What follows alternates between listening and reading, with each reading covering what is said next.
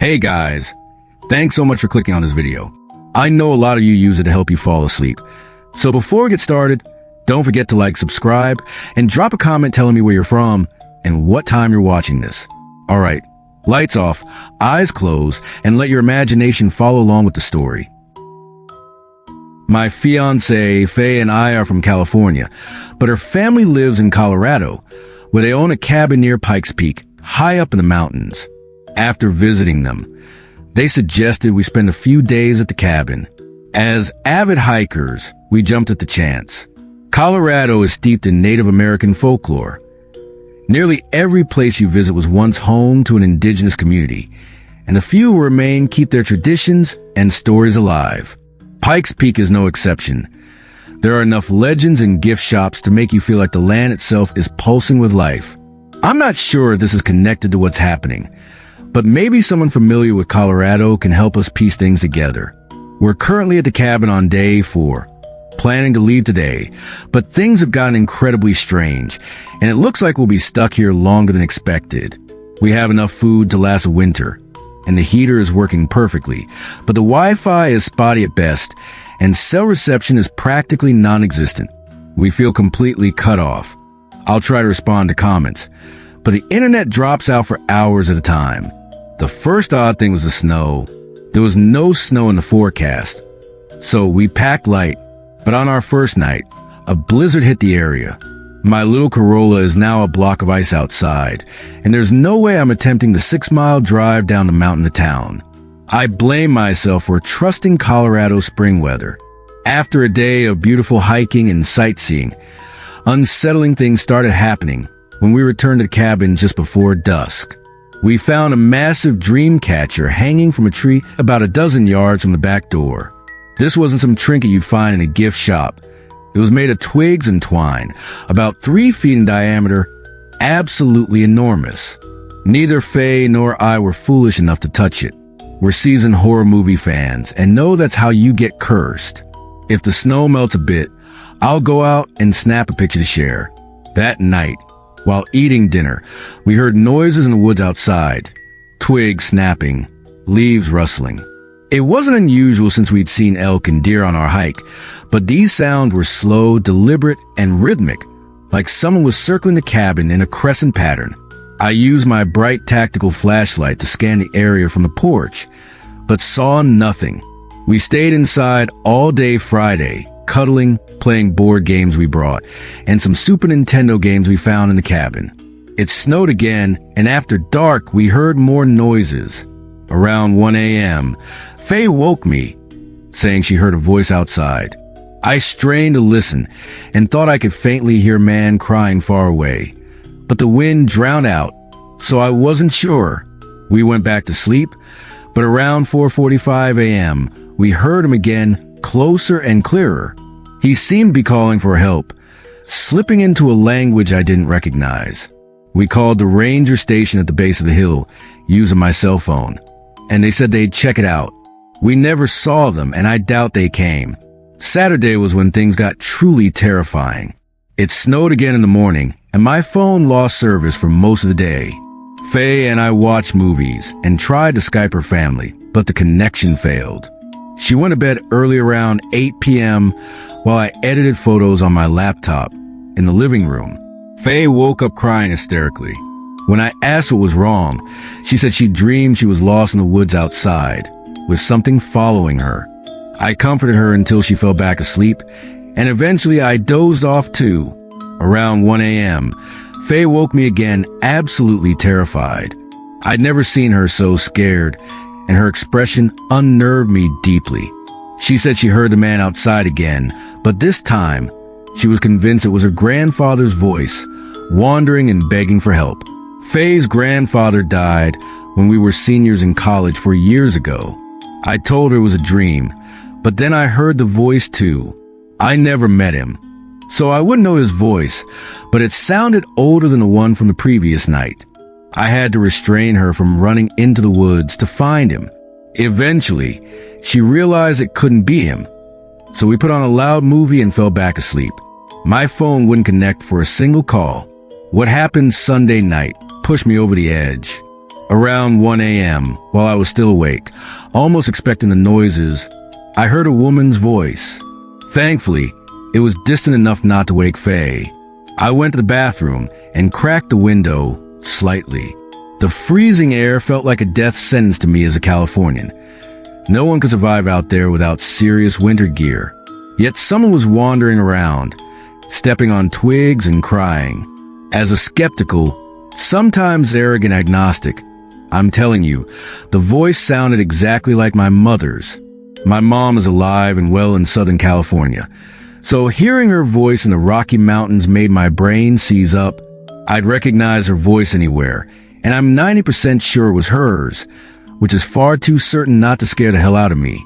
I grabbed my flashlight, wrapped a blanket around myself, put on my hiking boots, and circled the cabin.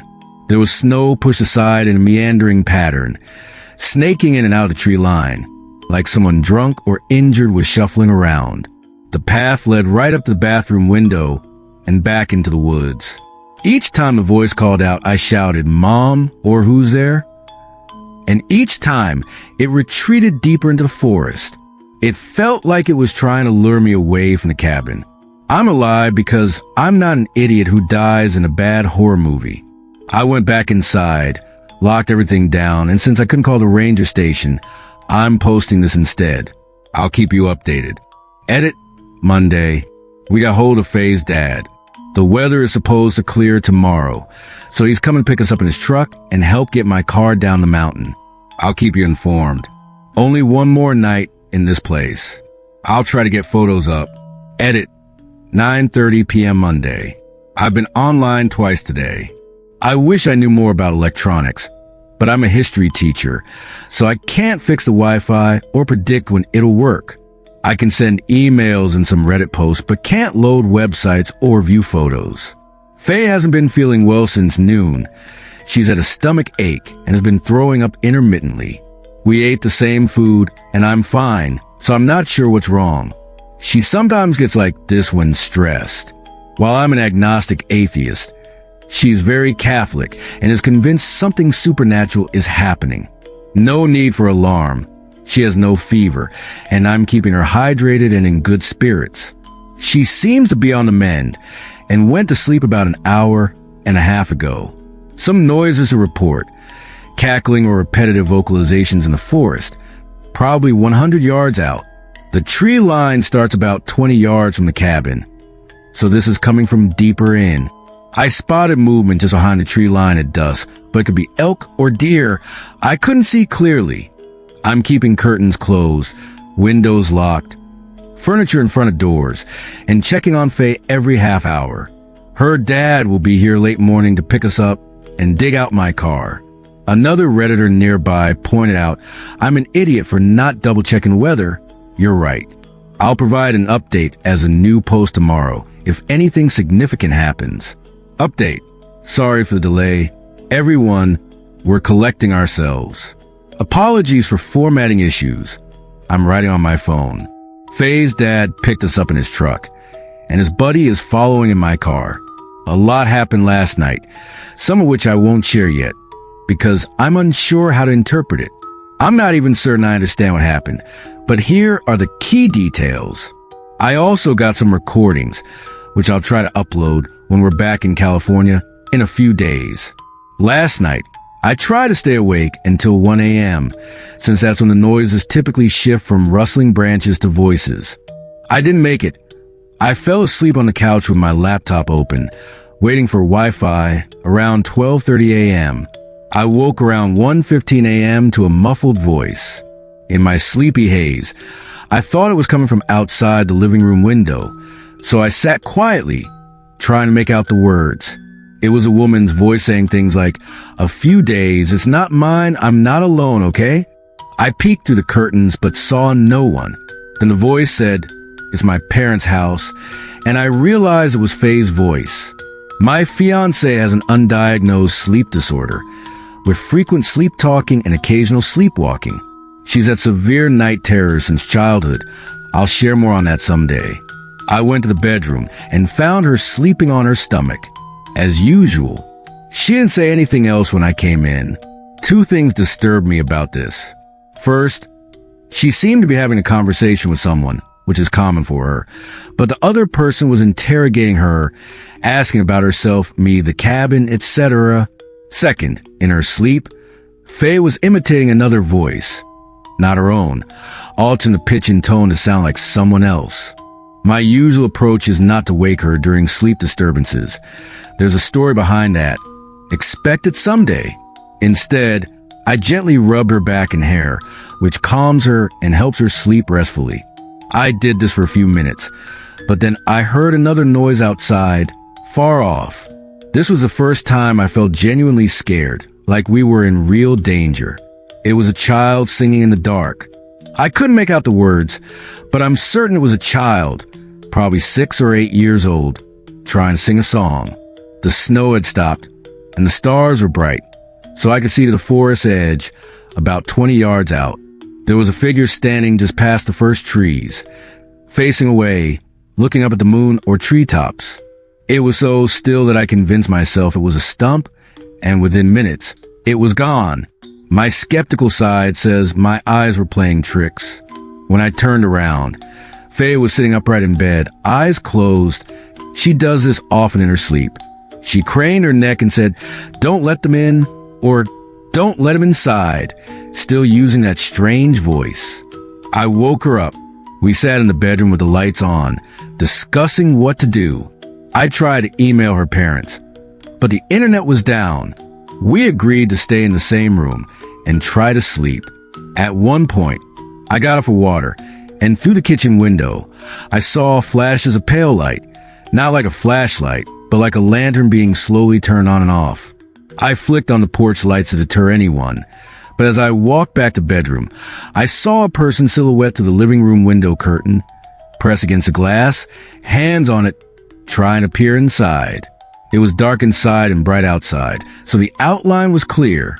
I shouted and approached, but they ran off before I opened the curtain. Faye slept soundly, but I kept hearing different voices outside, on and off, until dawn. I wrote several down.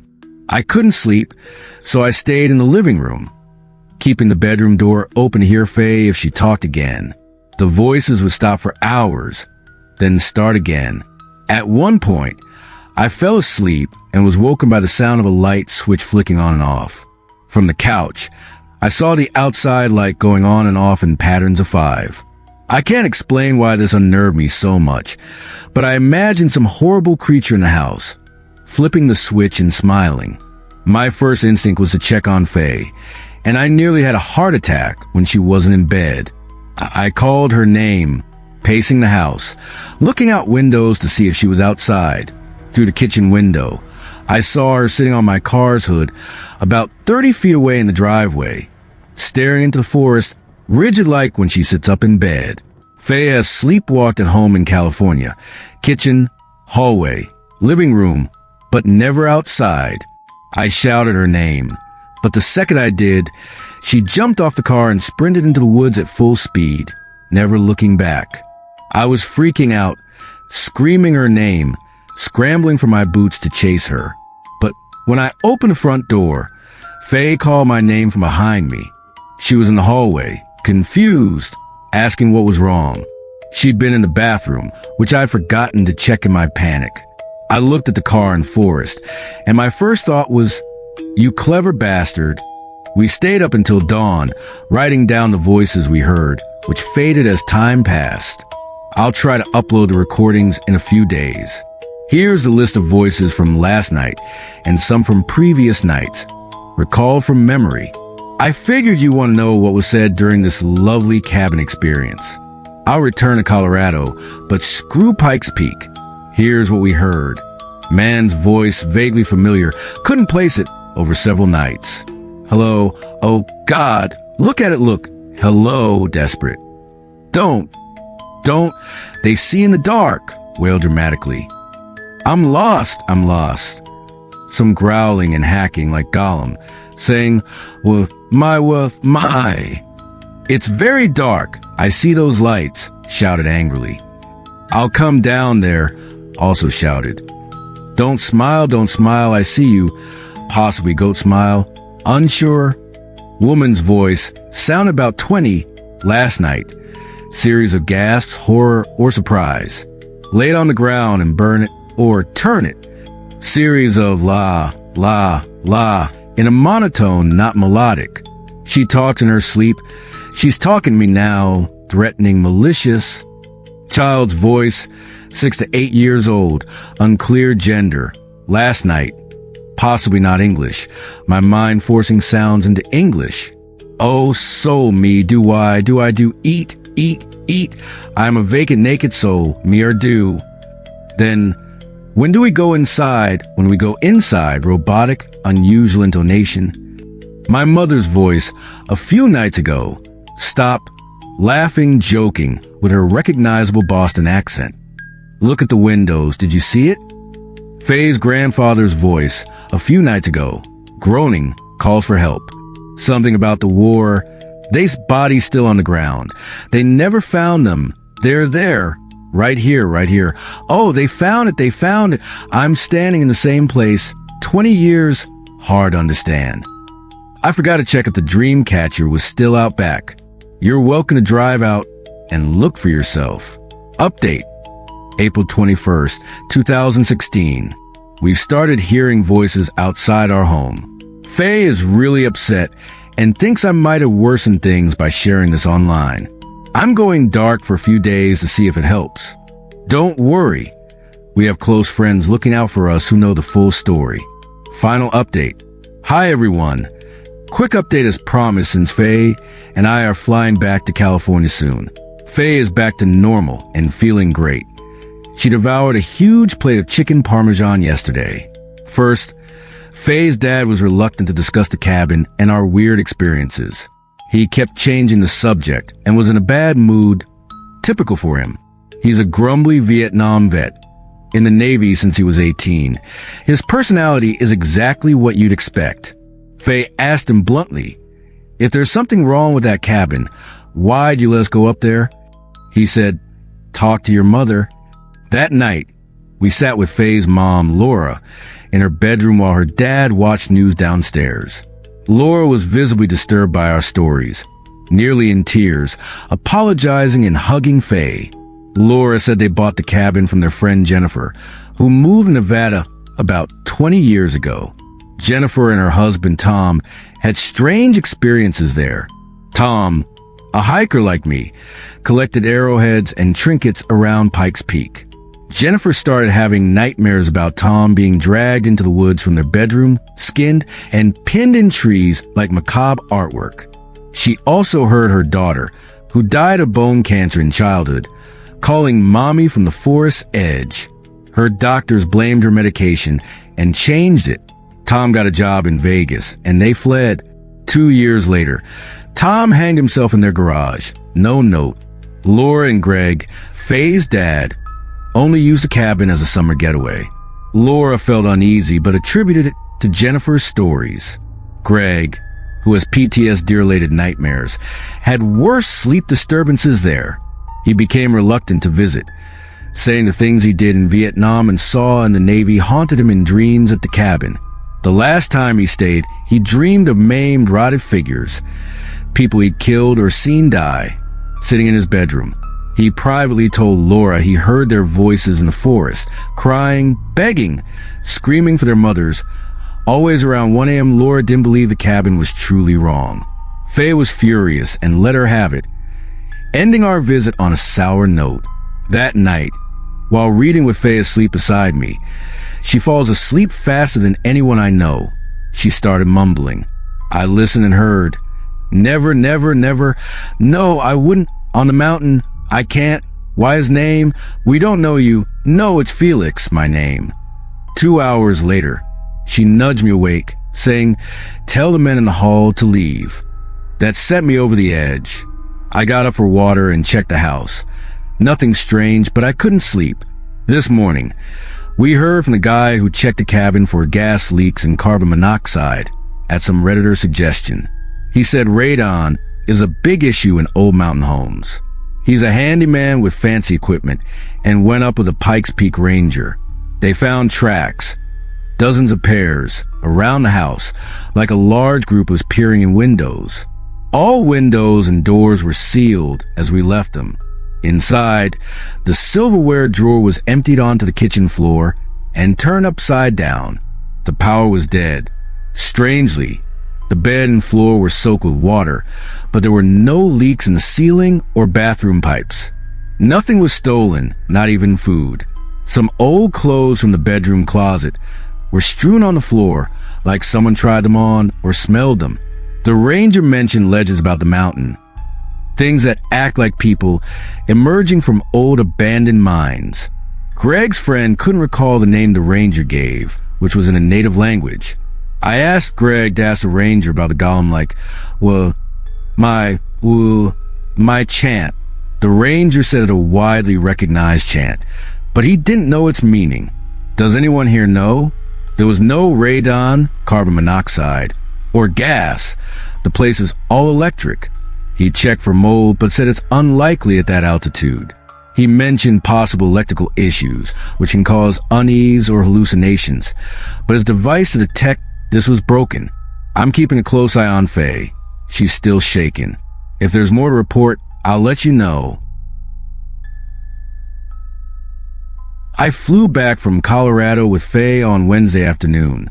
She slept through the entire flight, which blew my mind given all the noise. I can never sleep on planes. I'm terrified of flying. I'd rather spend another night in that creepy cabin than deal with a flight. When we got home, I ordered us a pizza and Faye devoured it. Her appetite's back in full force, which is a huge relief. As I mentioned before, Faye has an undiagnosed sleep disorder, night terrors, sleep talking, and occasional sleepwalking. It's usually dormant, but it flares up when she's stressed, like when we're moving, she's changing jobs, or a relative passes. During those times, I brace myself for nights of her talking in her sleep or acting strangely. Needless to say, our experience at the cabin has left us both on edge. Even though she's in good spirits during the day, she's scared at night. So am I. That night after pizza, she fell asleep on the couch while we watched Wedding Crashers. Around 10 p.m., the movie ended and I turned off the TV. As I carried our plates to the kitchen, I passed the stairwell and heard a faint noise from upstairs, like a man sighing. I brushed it off, woke Faye, and we brushed our teeth and went to bed. She talked in her sleep a lot that night. Starting around 1 a.m., I woke up to her calling out, "What did you do? And do you need help?" Followed by some laughter. This wasn't too unusual. She often babbles, sometimes says funny things. I woke up again around 4 a.m. to her talking, but this time she did something new. In the 5 years we've been together, she's never whispered in her sleep, but now she was with her back to me. For a moment, I thought someone was lying on the floor by her bed, talking back to her. It freaked me out, so I sat up and leaned over her, trying to listen in the dark. The only thing I could make out was her whispering. I asked, "Faye, what are you talking about?" No response. "Who are you talking to?" She muttered, "Don't," and nudged me. Something else weird happened around 5:45 a.m. I woke up to Faye hurrying back into bed from the hallway. She climbed in quickly, not even trying to be quiet. First off, Faye never gets up in the middle of the night. She sleeps like a rock. Even if she needed the bathroom, which she never does, it's right in our bedroom, not down the hall. When I asked her about it the next morning, she said she didn't remember anything. I spent all of Thursday wondering why she was still acting so strange. I was the one who found the dream catcher at the cabin and heard the voices. So why was she the one affected? Then I remembered something. On our last night in Colorado at her parents' house, Faye got back into bed around 5:45 a.m. too. I barely registered at the time, half asleep, but the memory came back. She'd been getting up early for a few days. So last night, I set my phone alarm to vibrate at 4:45 a.m. In the middle of the night, Faye started talking again, and this time she was doing what she did at the cabin, changing her voice to sound like someone else. In 5 years, she's never whispered or changed her voice while sleep talking until now. She said a few things I try to memorize. La la la in a flat, monotone voice. Shoo, like a sharp exhale. Chorore or something like it, repeated. He's still in the trees. Where were you? I looked for you, and oh, it's time. Around the same time, I heard a noise outside, like an old man grumbling. We live in a woodsy town in Northern California, and our bedroom window faces a street lined with trees. It was dark, but I'm pretty sure I saw a man walking behind the first row of trees. He was too far to be the one grumbling, but it's weird. I've never seen anyone out there at night. Looking out the window, I opened the curtains, letting moonlight flood the room. When I turned back, Faye was lying there, her neck craned toward me, eyes wide open, staring at me with her mouth agape. She let out a long, guttural groan, her tongue flicking around like she was having a slow-motion seizure or something. She's opened her eyes while sleeping before, but never like this. She looked deranged, like a killer. I got so scared I shouted her name and woke her up. She was confused and asked why I was at the window. I lied and said I was closing it because it was cold. I didn't want to tell her I'd heard a voice. We talked a bit, but I'll skip that since this is getting long. My alarm went off at 4:45 a.m., and I lay there, waiting to see if Faye would get up like she had the past few nights. She breathes rhythmically when she sleeps, so I can tell how deeply she's out.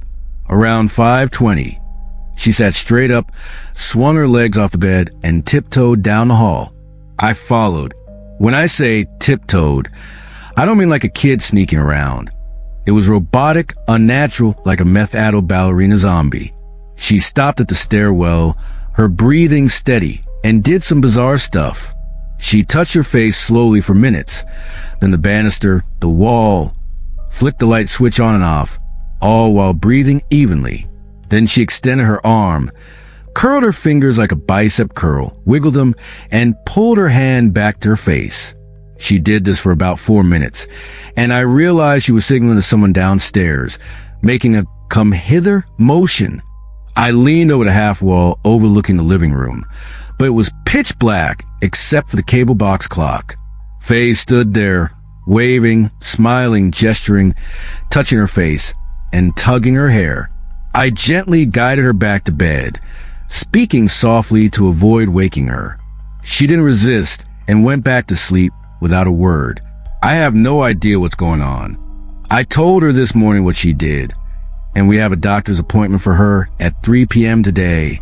We saw our doctor yesterday and cautiously explained what's been happening, leaving out the paranormal stuff, so we wouldn't sound crazy. The doctor was concerned, ordered a blood test, gave Faye a physical, and asked about her diet, drugs, and medications. We don't drink, do drugs, or take meds. She wants Faye to see a psychiatrist next week and prescribed a sedative for nighttime and some anti-anxiety meds. She also suggested we get fresh air and get out of the house. So we're going hiking today. A Redditor, Pixie Dix, suggested the child's voice we heard outside the cabin, saying, "When do we go inside?" Might not mean inside the cabin, but inside Faye. That terrifies me because it fits her weird sleep behavior. I contacted the park ranger, who's sympathetic and plans to connect me with tribal members experienced in spiritual guidance.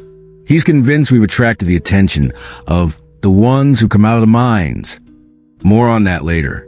Some Redditors suggested I test if Faye is really herself. Against my better judgment, I took her to our favorite steakhouse last night. I always order the same thing: medium tri-tip, house mac and cheese, and a root beer. Faye always gets a barbecue chicken sandwich, mac and cheese, a salad with ranch, and a Coke. She's practically made of Coke. Last night, she took forever to decide and ordered a New York strip. I jokingly asked her to order for me, and she said, "I don't know what you want." She also ordered water instead of Coke, which is wild since we always bicker about her drinking too much soda. It was unsettling. Later, as we walked to the car, I kissed her temple and asked if she still liked me calling her Noodle. She said, "Of course." I've never called her Noodle. Her nickname is Monkey Toes. Long story. When we got home, she cracked open a Coke and got on Facebook, which is normal, so that threw me off. I've been thinking about the song the child sang outside the cabin. I've caught myself humming it daily. Oh, so me are due. I asked Faye if it meant anything to her and sang it while she was on the couch. After a few repetitions, she went blank like she was hypnotized and swayed slightly for about 8 seconds before snapping out of it and saying, I don't remember that. Last night, things got worse. I haven't slept properly in over a week, and it's making me emotional and paranoid. Faye started murmuring in her sleep around 1 a.m., but I couldn't make out much. She sat up, pulled the sheets off her legs like she was getting up, but I grabbed her arm and asked what she was doing. She said, tell him to leave. Her eyes shut. I asked, who? Who needs to leave? She sat there for 2 minutes, silent, upright. I asked again, and she said, there's a man at the door. Then, 10 seconds later, and a woman at the bottom of the stairs. Every hair on my body stood up. I grabbed my buck knife, turned on every light, and checked the house. Nobody was there. I even looked in the backyard. When I got back to the stairwell, I heard stomping upstairs, and the hallway light was off. I stood at the bottom of the stairs, listening, but the noise stopped. I went back to bed, assuming Faye had gone to bathroom or sleepwalked briefly. I fell asleep, but woke up minutes later. Faye was gone. I heard movement down the hall and saw her coming out of the guest bedroom. She staggered toward me, stopped, turned, and walked back the other way, repeating this 7 or 8 times. She moved like the night before, high on her toes, legs rigid, arms limp, flopping side to side. It was terrifying, like she was a puppet being tested for the first time. At that moment, I heard a noise outside and ran to the window. From our bedroom, you can see the front entryway. About 30 yards out, someone was pacing in the same rigid way Faye was, humming, and occasionally singing the same song from Cabin. I made a YouTube video explaining what happened. I woke Faye, brought her downstairs, and opened the front door to look for the man, but he was gone. Today, at Redditor's urging, I asked Faye if she'd been to Cabin before our trip. I hadn't thought to ask earlier, and she didn't mention anything while we were there. She hesitated, then said she'd gone once when she was 14, snowshoeing with her parents. Later, I emailed her mom, who said they'd gone multiple times when Faye was a child but stopped in high school. I don't know who's lying. Since people have questions for Faye, she's agreed to a filmed interview. Post your questions, and I'll record her answers and share them in a few days. I haven't told Faye, but I'm considering returning to the cabin with the ranger. He wants to perform a ritual with the dream catcher we found. If it's still there, and bring friends to cleanse the house and area. It'll cost me $500 to fly out, but if this gets worse, it might be worth it. A Redditor messaged me to check the guest room. I did, and Faye had written number 5 on the window with her finger visible in the condensation. It's written backward, so someone in the backyard could read it. Your support has meant the world to us. Knowing people care about Faye's health and that your suggestions might have saved her life means everything. Thank you from the bottom of my heart. So much has happened in the last 2.5 days. The sedatives and anti-anxiety meds help Faye during the day. She's less stressed, but her nighttime behavior is still bizarre.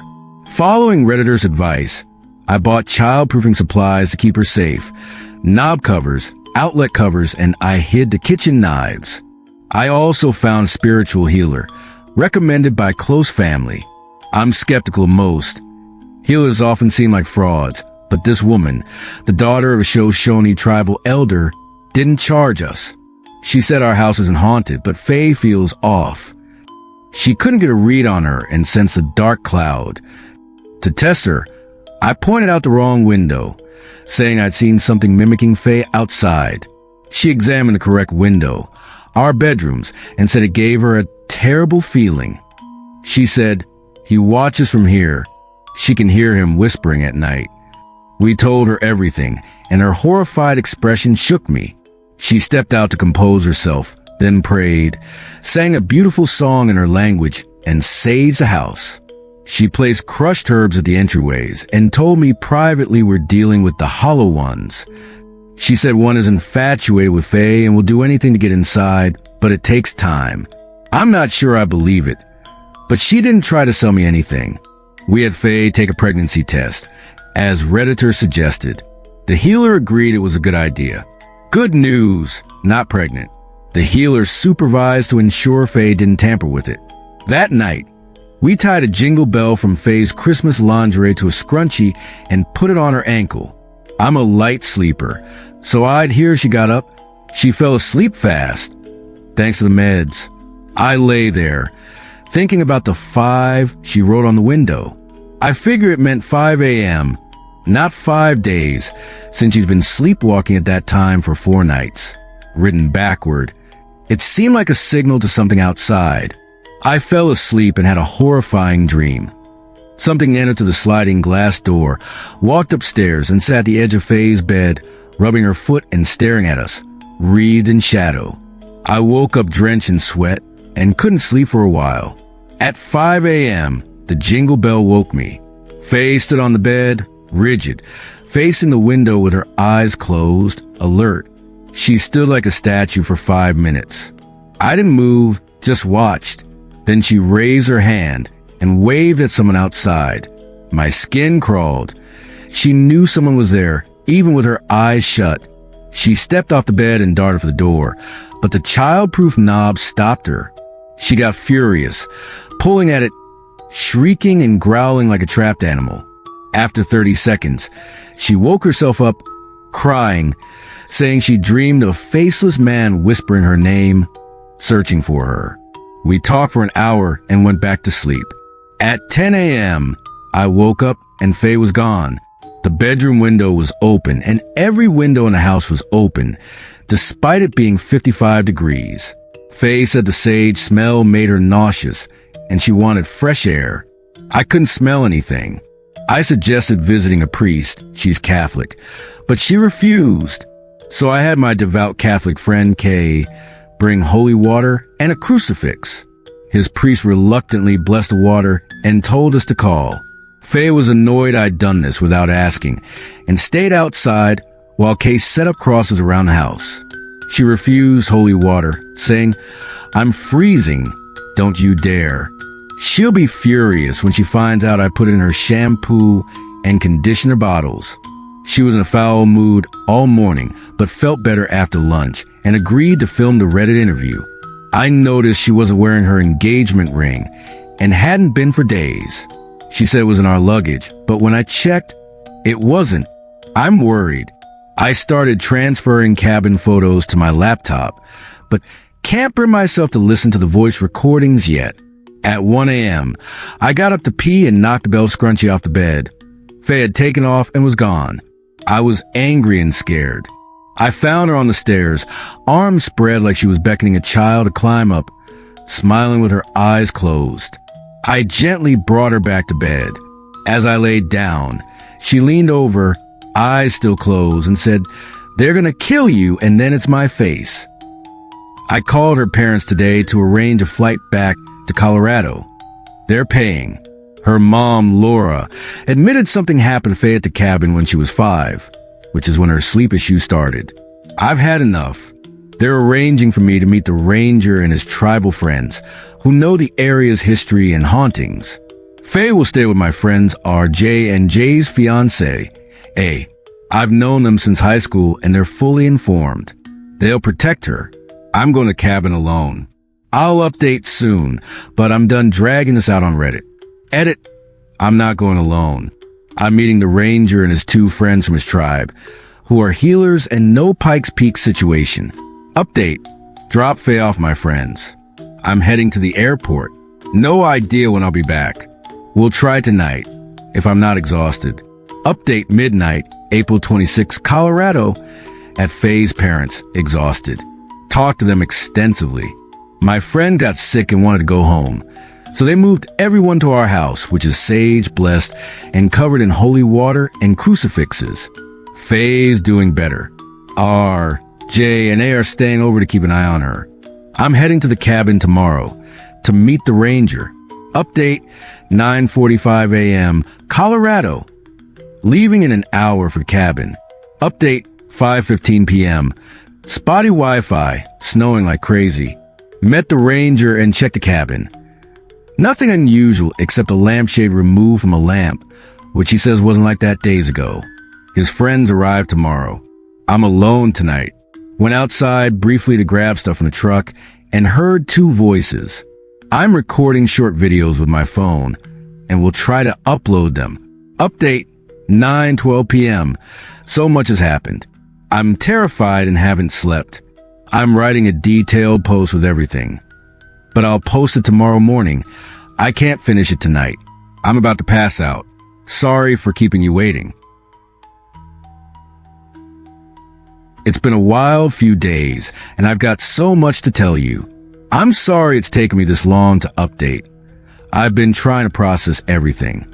Your questions and insights have been a lifeline through this mess, and some of your observations are what brought me back to Colorado. I landed at Denver International Airport 2 nights ago and stayed with Faye's parents in Nevada. While I was there, we had to sit down. I basically forced them to spill what was going on. A Redditor pointed out that Laura, Faye's mom, seemed to be lying or hiding something. Another asked if Faye had ever been to the cabin before, since her family has owned it for nearly 3 decades. I hadn't even considered that. When I asked Faye, she said no, that her parents just use it as a getaway a few times a year. But Laura told me something different. She said Faye had been there multiple times as a little kid. This time, Faye's parents gave me a new story, claiming it was the truth. They said Faye had visited the cabin as a toddler a few times, and when she was 5, something happened.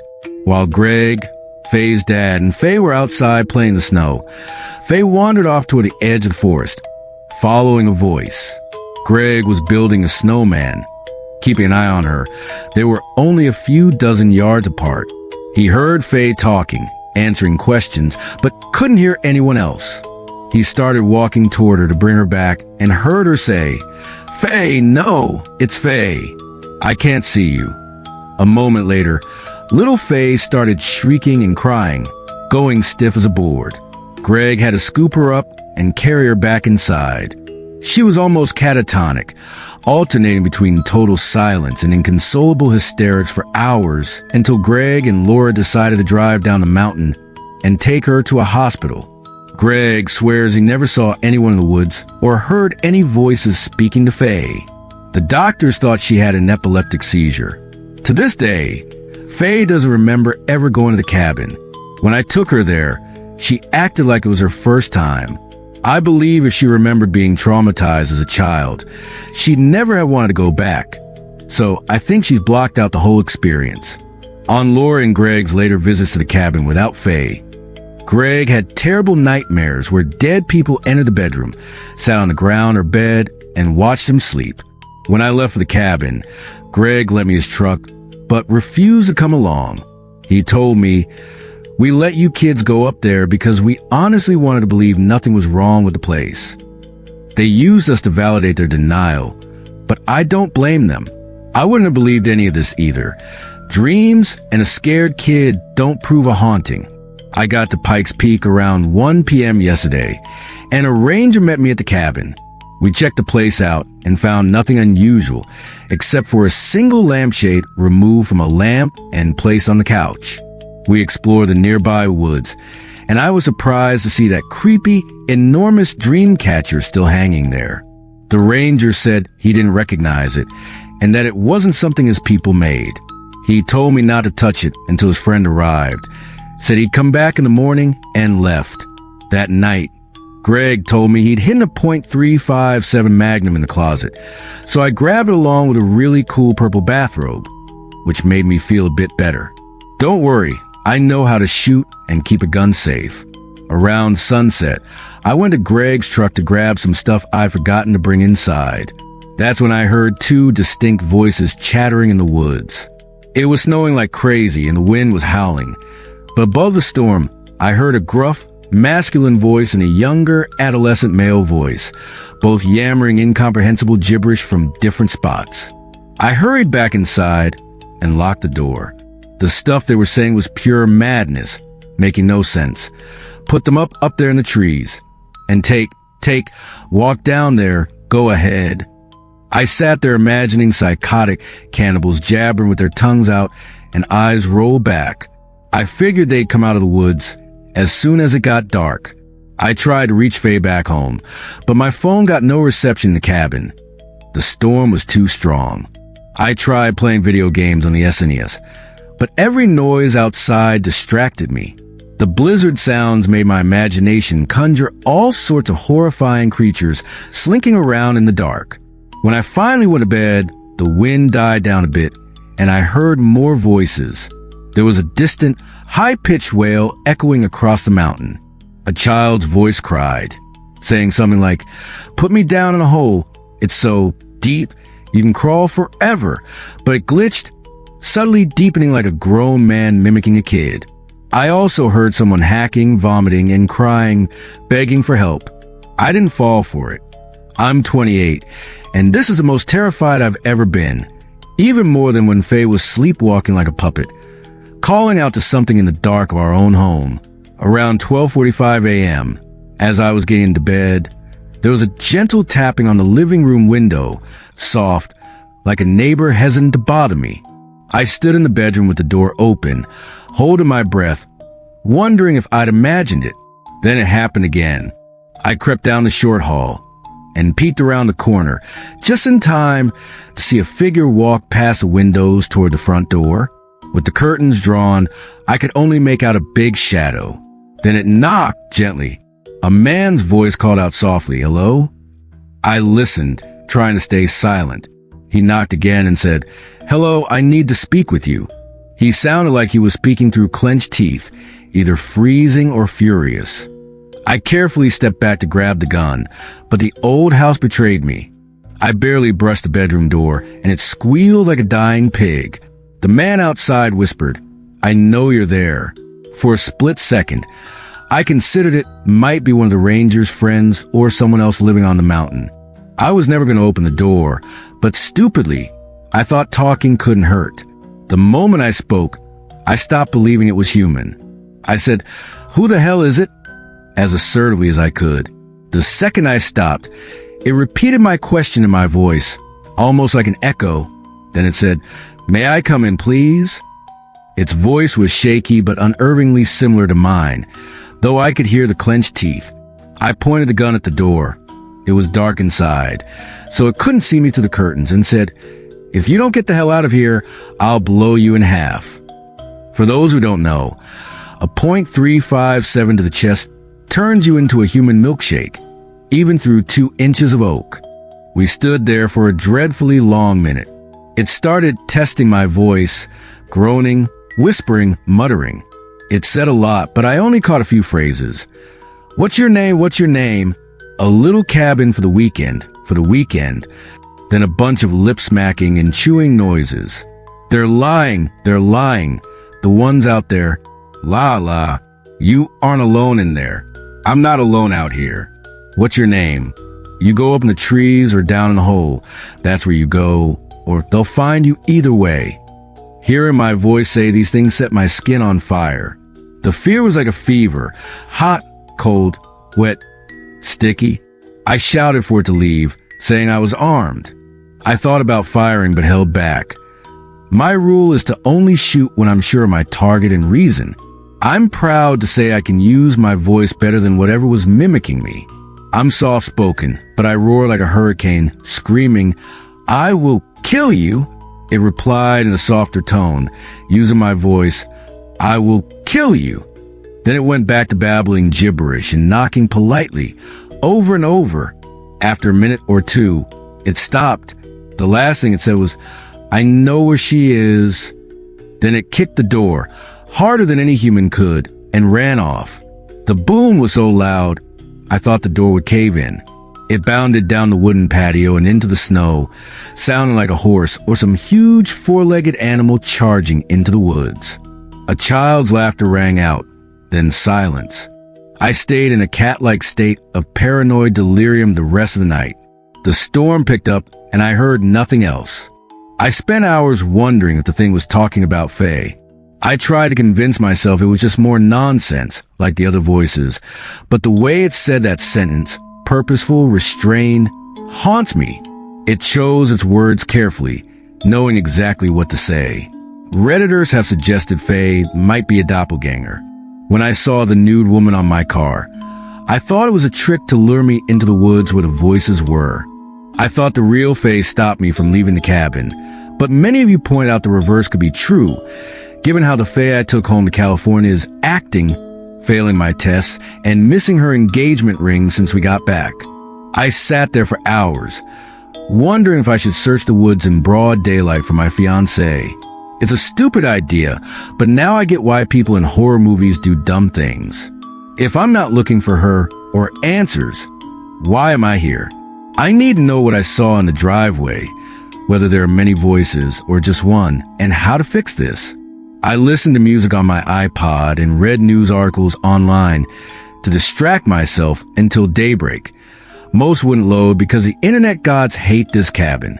Around 4 a.m., I got up to grab food and peeked through the window curtain. A ton of snow had fallen. At the rim of the forest, dozens of yards out, a figure stood perfectly still in the moonlight, facing away, staring into the woods. I checked every 20 minutes. He never moved. When the sun rose around 6:15 a.m., he was gone. I never saw his face. Today, the ranger and his two buddies came as promised. They were instantly likable and warm. Taiwi, a medicine man in his 50s, was especially cool. His son, Nathan, was probably a few years older than me. They shared fascinating lore about Pikes Peak and told a disturbing story they believe explains a strange activity on the mountain. For brevity, I'll share in my next post. The ranger gave me a satellite phone to stay in contact in case of emergencies. I tried calling Faye, but she didn't answer, so I called Jason and Richard, who are caring for her. Apparently, Faye had a massive tantrum after a shower, locked herself in our bedroom, and refused to eat. Allison and Jason slept in the guest room, and Richard, a digital artist, worked late on the couch. Around 1 a.m., the same time I had my visitor, Faye ran downstairs, eyes closed, drank from the sink faucet, then stared at Richard, still with her eyes shut. She said, "Felix," to which he replied, "He's in Colorado, Faye, remember?" She said, "We sent him there to die," then sat on the kitchen tiles and fell back asleep. I told my friends to only wake Faye if she does something serious. So they followed my rules and got her back to bed without issue. For all the crazy stuff Faye does in her sleep, she's never violent. The next day, Allison bailed on the whole thing, saying she was awake all night listening to Faye whisper through the wall about a man in the house asking about her. My flight home is the day after tomorrow, so I need to figure this out fast. I'm going to nap now. It's bright outside and no voices. Good night. P.S. As soon as I'm home, I'll post a Faye video. I know I keep saying this, but I didn't expect to suddenly return to Colorado. I swear I'll post it, and that'll be the end of it. I resent turning this into a long, ridiculous blog of my experiences. Taiwi is an incredible storyteller. He explained that Pikes Peak and surrounding area were home to the Ute, Navajo, Arapaho, Pueblo, Anasazi, and other Native American groups at various times. During the 1860s gold rush, many were violently displaced by mining operations, torn from their sacred lands, which was catastrophic to their cultures. Taiwi stressed that Americans historically haven't grasped the importance of land and names to Native Americans, which is key to understanding the supernatural presence here. Major world religions like Christianity, Hinduism, or Islam are universal. You can practice them anywhere, from Kentucky to Istanbul, and your God still hears you. But Native American religions are land-based. The land is part of their creation stories. They don't own the land. They belong to it in a symbiotic relationship. History is embedded in the landscape. A river's mouth, a fallen tree, a battle site, or a chief's death carries a story. When a tribe is forced out, they lose their history and spiritual connection to their ancestors, gods, and medicines. Their magic fades, and as sacred names and wisdom are forgotten, their spiritual power evaporates. Taiwi said that when Pikes Peak was taken, a group of disgruntled Utes attacked and slaughtered miners. Due to alliances and peace treaties, they were punished by another tribe, who dug holes, slit their throats, and buried them upside down with their legs sticking out for wolves to feast on their calves. That was supposed to be the end, but then the legend says these dead Utes rose from the tainted ground one night. With their flesh flayed from the hips down, they looked like walking skeletons. They hobbled into Arapaho camps, took women and children, and forced them into a mine, never to leave. Hauntings of women and children have been reported on the mountain for over a century. The Utes and Arapaho engage in blood feuds, sometimes called morning wars, for years, exchanging curses, executions, and torture, staining Pikes Peak with rivers of blood. I sat there with a ranger, while Taiwi and Nathan blessed the cabin. They burned sage and tobacco inside and out, dusted their hands with crushed herbs, and made handprints on every window. They drew small-ass symbols at the top of the front door, inside and out, and gave me bundled sage, cedar, and hawthorn to burn if anything tried to get in. It drives bad spirits crazy. They gave me pouches with herbs and blessed objects to wear around my neck and in my pockets when outside. Nathan gave me a totem to give to Faye. Then they sang an incredible 15-minute chant in their language. I was blown away. I love these guys. We went outside, and I showed them the dream catcher. They'd never seen anything like it. Made with 3 branches woven with hair, old yarn or wool string, and glass beads crisscrossing the center in a pattern. Taiwi said not to touch it or move it. If you find an object of power and don't know who made it or what it protects, leave it alone.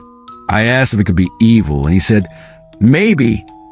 I caught them up on everything, mentioning that my friends Redditors, though I didn't explain that, suspected a Fae at my house in California was a duplicate and the real Fae was in the woods. Taiwi and Nathan disagreed on whether that was possible, but we searched the woods for signs of her. I told them about the missing ring, and they echoed Redditors. If Fae loved the ring and it was symbolic, a bad spirit could use it to harm her. They said to find it at all costs, and that if she was still on the mountain, she was likely dead. Taiwi named the creature tormenting us. His people call it Adanakwa, or the imposter. Bad spirits inhabit the land, and tragedies like the Pikes Peak massacre let them take human form and walk the earth, partly mortal. They collect animal and human parts, stitching them together, which is why they walk and talk strangely, never show their faces, or come out during the day. They can't pass for human. I asked why I always see someone facing away at the forest edge, and Taiwi said it's because it doesn't want me to know its identity. But eventually, the imposter would come for me, wearing face, skin, teeth, and hair, try and convince me it was Faye. When I asked what it wanted, he said, nobody knows. He also said there's power in names, as Redditors noted, and I shouldn't speak its name, especially to it, as I could provoke it, about the voices in the forest every night. Taiwi said they practice what they hear for decades to hunt better. Taiwi, Nathan, and the ranger left at sunset, and I spent the evening piecing things together. Around 9 p.m., something disturbing happened. I used a satellite phone to call Faye, and she answered lying in bed reading. We had a great talk. I told her I missed her and was here trying to solve this. I said I wanted a family with her. She said she was feeling better, having gone a whole night without sleepwalking or scaring Jason and Richard. After about 15 minutes, I heard sound outside, footsteps crunching in the snow, and my voice saying things like, "Flight, insomnia, miss you, see you soon." The thing was near the window, mimicking my conversation with Faye. I told her I'd call back and hung up, going silent. It walked around the cabin, mumbling, tried to figure out if I'd moved. Finally, it knocked on the door, gently like last night. I was less scared because of Taiwi's blessings, but held the gun just in case. It spoke in my voice, saying, "The hole will fill with snow and blood." That spiked my fear. Every hair on my neck stood up, It's like my vision turned hyper-real, like a video game where everything looks slightly off. It knocked again and said, "Hello, may I come in?" I said, "No, leave." It knocked for another 30 seconds, saying, "What is your name?" "Hello." I lied, saying, "My name is Daniel, now leave. You can't come in." It started knocking harder, nonstop, saying, "What is your name? What is your name?" It threw in random phrases like, "Ticket, ticket, rental car, the hole, down the hole. What is your name? May I know your name?" Then I had an idea. I'm good with fake accents, and my first language was German. My dad immigrated to Boston and met my mom there. I started speaking in a thick German accent, talking about my day, then shouting in German, reciting a poem by Hermann Hesse, Auf der Terrasse. It went silent just listening. Then I shouted in a British accent, reciting lines from V for Vendetta, my favorite film. I said, "Thank you," in every language I know. It stammered, trying to mimic me but failing. I was no longer speaking in a recognizable pattern. Eventually, it started growling, like the sounds Faye and I heard in the forest our first night. It pounded and scratched the door. I grabbed the sage bundle, lit it, and waved it around the doorframe. I don't know if it smelled it, but it stomped off the porch, growling, and vanished into the night. I ran to the window, but only saw a dark, amorphous form disappearing into the trees. I think I figured some things out. This entity is mimicking me to convince Faye it's me.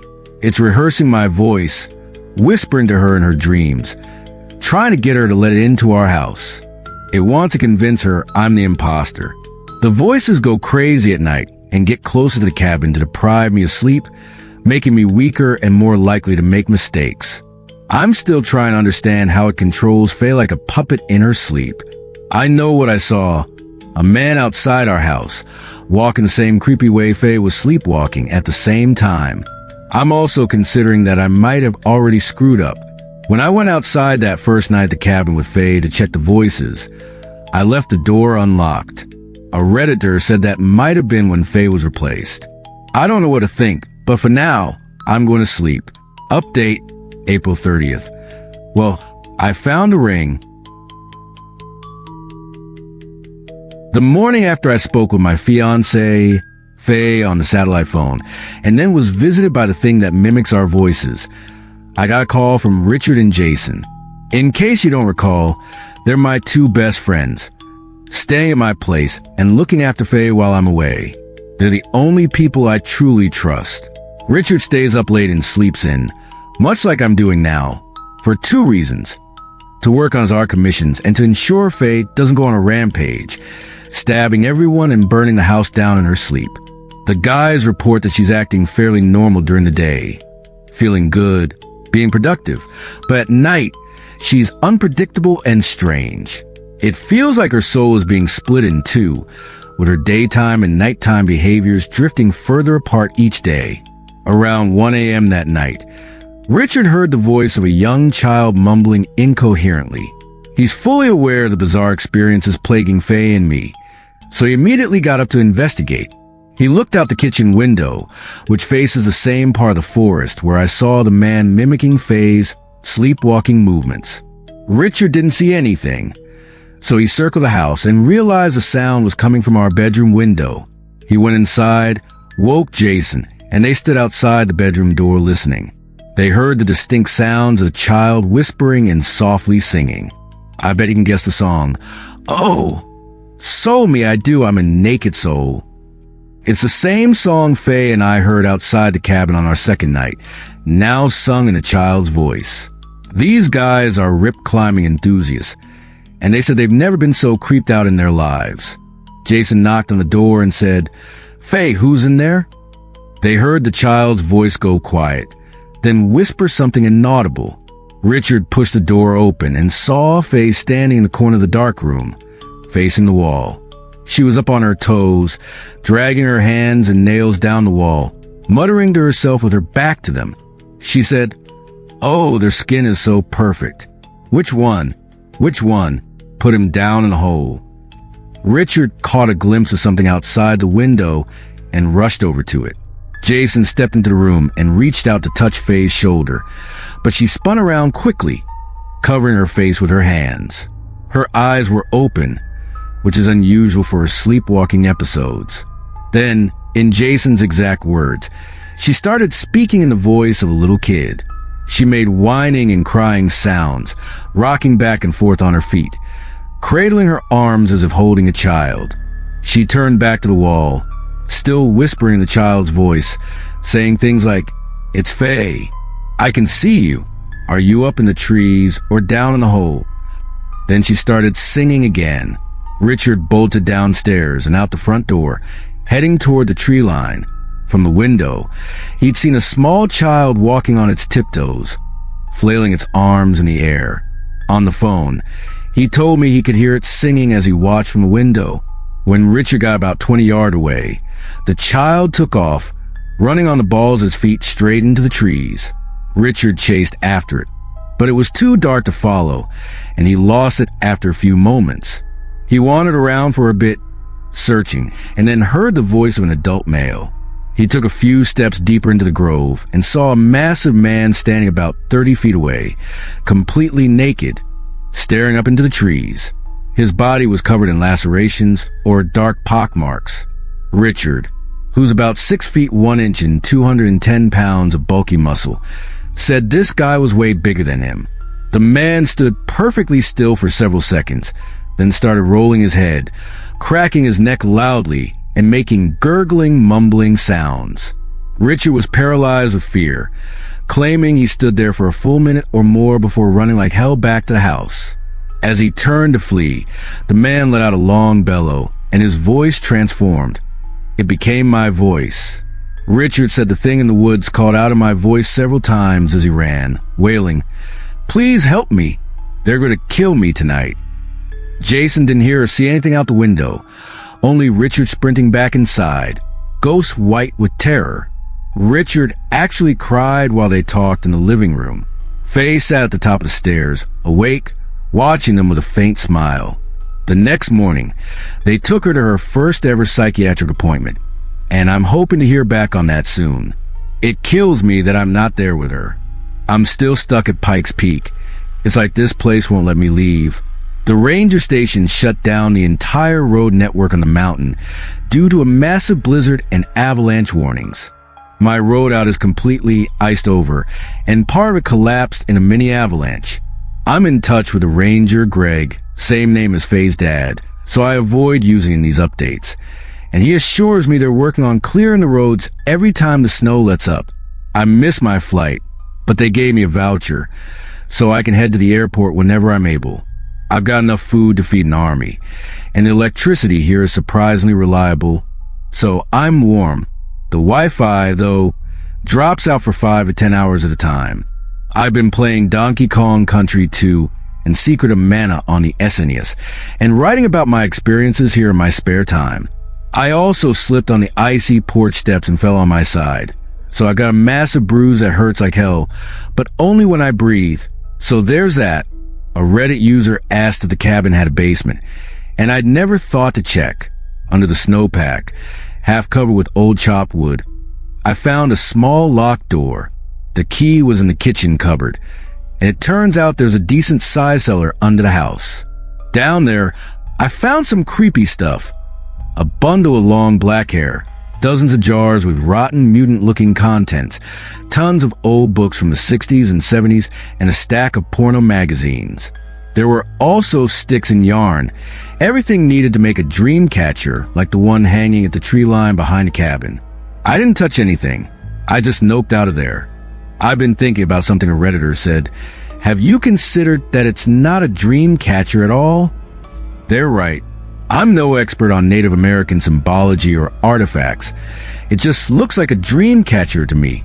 So I've been calling it one. Taiwi, the Puo friend of the ranger, didn't call it that. He just said to leave it alone.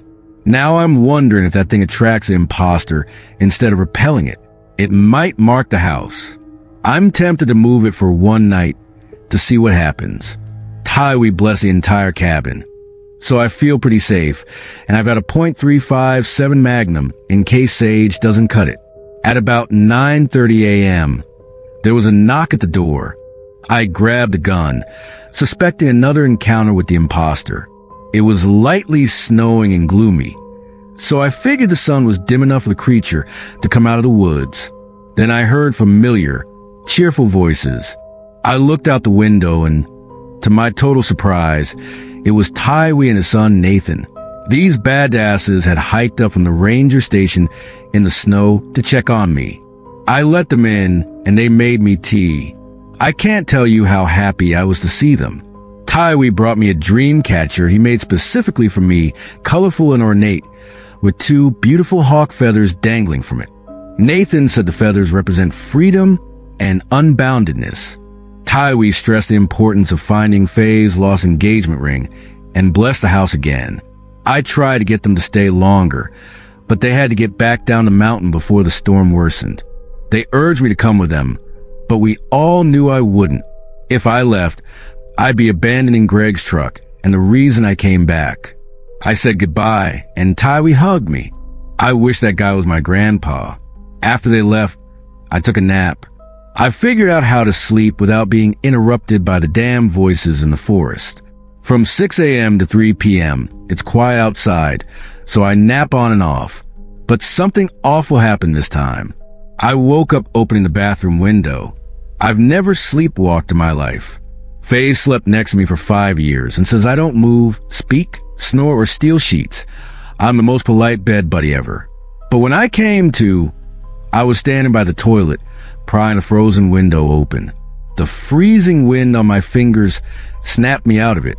I slammed it shut, checked all the windows to ensure they were locked, and went back to bed. I dragged a living room chair into the bedroom and propped it against the door, so I'd knock it over if I got up again. It didn't work. Around 1 p.m., I woke up at the front door, pulling it open. The door's loud groans woke me. I slammed it shut and looked out the window, praying nothing was waiting at the tree line. I saw nothing. Then I remembered a dream. A massive hole carved into mountain, snow and branches caked around its entrance, an impossible, yawning blackness emanating from within. In the dream, I stood gazing into the void, listening to Faye's weakened cries.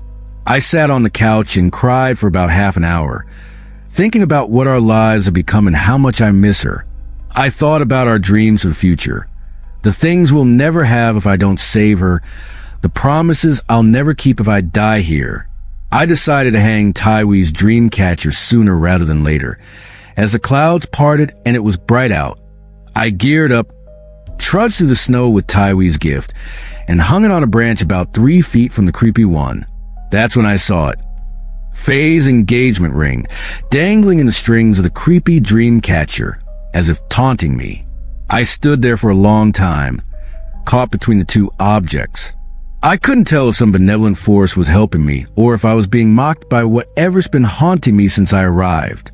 Retrieving the ring would mean touching and destroying the creepy dream catcher. I thought about asking Reddit, but I was afraid that if I left, the ring would vanish. So I tried to solve the riddle myself. I wished I'd brought the satellite phone.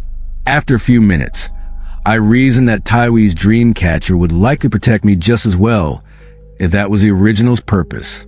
I also figured that if the dream catcher was cursed, touching it couldn't be worse than leaving the ring there and letting Faye's madness consume her.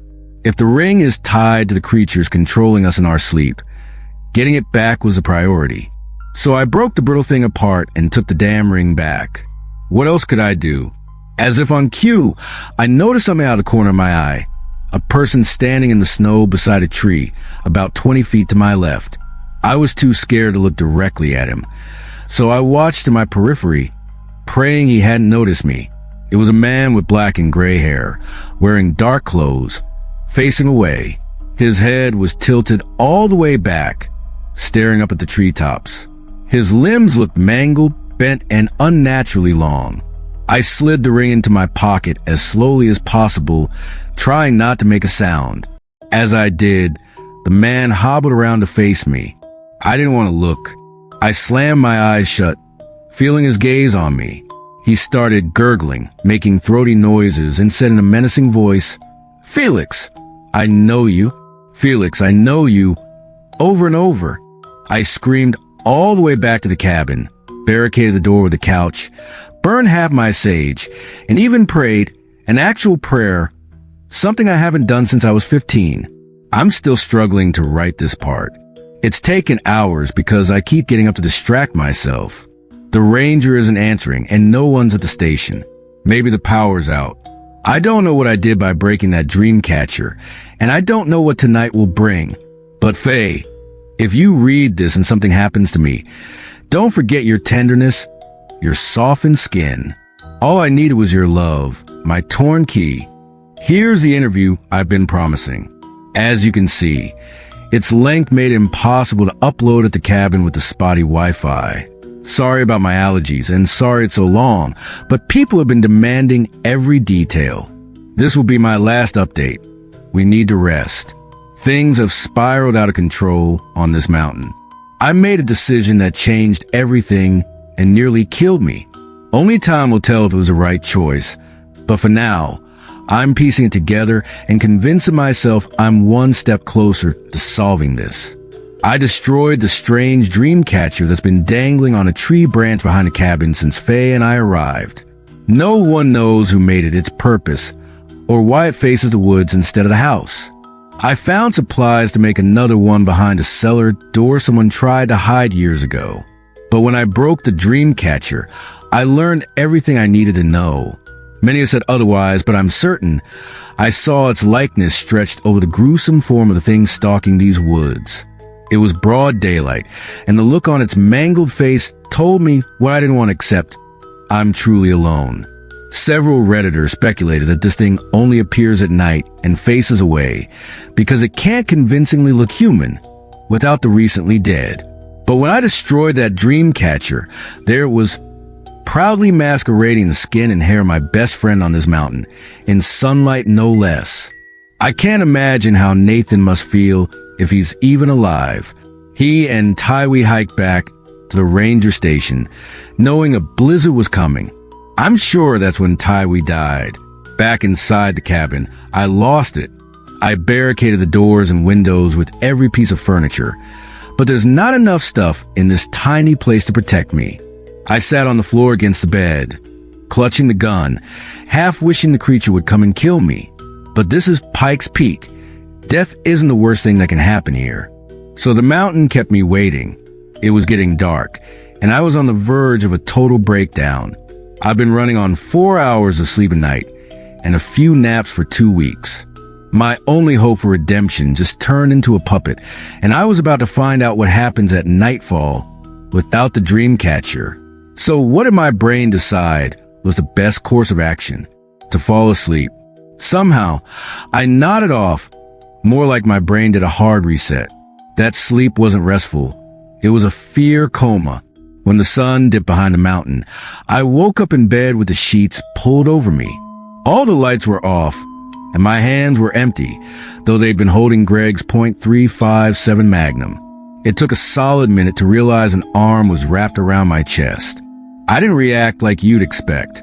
Most people would leap out of bed screaming, but my first thought was, where am I? My parents divorced when I was 3.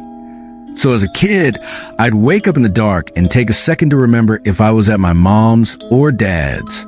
That's what crossed my delirious mind. Maybe I was back in California or at Faye's parents in Nevada. I rolled out from under the arm, trying to figure out who was in bed with me. I'd been sleeping with the lights on for nights, and I'd never have turned them off after seeing the creature so close. The body beside me felt familiar. Its warmth, its texture. I was pretty sure it was Faye, but I couldn't remember if she was really here. Then she spoke, reaching through the dark to touch my face. "What's wrong, Pop-Tart?" Yes, that's the nickname she gave me. I wasn't afraid, just overwhelmed with confusion. I asked where we were and why the lights were off. She squeezed my shoulder and said, "Honey, we're at Pikes Peak. There's a storm. The power's out. It's done this before. What's wrong with you?" I got out of bed as a feeling of dread grew heavier the more awake I became. The sheets were off, and it was blisteringly cold. colder than the cabin's ever been. The heat must have been off for hours. Only faint moonlight filtered through the windows, barely outlining the room's objects. I stumbled around to a flashlight, unable to remember where it was, and said, "Why the hell is it so cold? Did you mess with the heat?" Faye urged me back to bed, saying the heat went off and would probably come back soon. Everything about her felt wrong, but her voice was clear, her skin familiar. I couldn't shake the unease. I left the bedroom and entered the living room, which was even colder. Feeling my way around, I noticed an icy draft from down the hall. It's a straight shot from the living room to the bathroom, and I could see the bathroom window wide open, a 2-by-2-foot gap to the snow. I started to shout, "What the hell did you?" But Faye stepped out of the bedroom, standing in the hallway between me and the bathroom. She said something like, "Felix, you're not feeling well. Do you remember what's going on? You're sick." I almost believed her. I felt dizzy and feverish, but it could have been the mix of confusion and cold. The thought that this wasn't Faye invaded my mind, and I regretted not knowing where the gun was. All I could say was, "Who are you and why are you here?" Faye stood in the dark hallway, her figure outlined in silver. Her face was completely black, but I felt her eyes burning into me, just like Tywee's when I found the ring. It was like standing in the eye of a hurricane. Everything was calm, but hell was about to break loose. Not a sound came from outside. No snapping branches, no crunching snow, no moaning voices. Time seemed to stop. Faye didn't move as she spoke, holding herself with the stillness of death. She said, "Felix," not to get my attention or convince me she was my fiancé, but as a threat, reminded me she knew my name. I don't fully understand the power in names, but Tywee and Nathan believed it, and Redditors warned me too. When she said my name, I felt smaller, though I'm nearly a foot taller. "Do you remember the 5? She asked, still motionless, not even her hair stirring in the draft. I didn't know how to respond or what she meant. All I could say was, "Get out. You're not welcome here." Faye didn't move but cleared her throat, the sound 2 octaves deeper than her real voice. She inhaled sharply and said, "Tell me about the number 5. That's when it clicked. I remembered where I was, what day it was, and everything that happened. My visitor had come, and it no longer needed an invitation. I deeply regretted breaking the dream catcher. My hand slid to my pocket, and to my relief, I felt the shape of Faye's ring. There was nothing left to do but throw down the gauntlet. I figured it was time to die, so I might as well go out bravely. I said, "I know who you are and you'll never be Faye." She took a menacing step forward, a gurgle escaping her throat. She inhaled slowly and demanded, "I want to know about the number 5, Felix." I looked around for a weapon, but found nothing. The knife block was on the other side of the wall, dividing the living room from the kitchen. Only a roll of paper towels was within reach, but I was so amped with terror, I probably could have beaten her with it. "I don't have a clue what that number means," I said. "In fact, about 5,000 people online don't either. Nobody knows. Only Faye knows." My visitor shook with rage, her face wreathed in an impossible blackness that stung my eyes. Then I realized something. This creature has had access to Faye's mind for hours every night. Maybe for years. Maybe since she was 5 and first visited the cabin. Yet it still hadn't learned everything about her. It could never perfectly imitate her because she kept some things buried so deep, not even this thing could find them. Whatever the number 5 meant, that's where she kept it, hidden even from her dreams. What happened next was a blur. I said, "You're the one who speaks to her in her sleep." The visitor nodded. I said, "You ask her things, she answers, and I hear everything." It didn't react. Then I said, "You've asked her this question, just like you're asking me, and she always says no." The visitor took another step, dragging a hand along the wall, like Faye does in her sleepwalking. It rose onto the balls of its feet, twitching violently, and said, "I will make you tell me." There's a feeling when you're about to die. Fear overwhelms you, urging you to flee or fight. But past that, when death is certain, the fear vanishes. This happened to me once before, caught in a riptide as a teenager. In that moment, I wondered if my body would wash ashore, if they'd know what happened.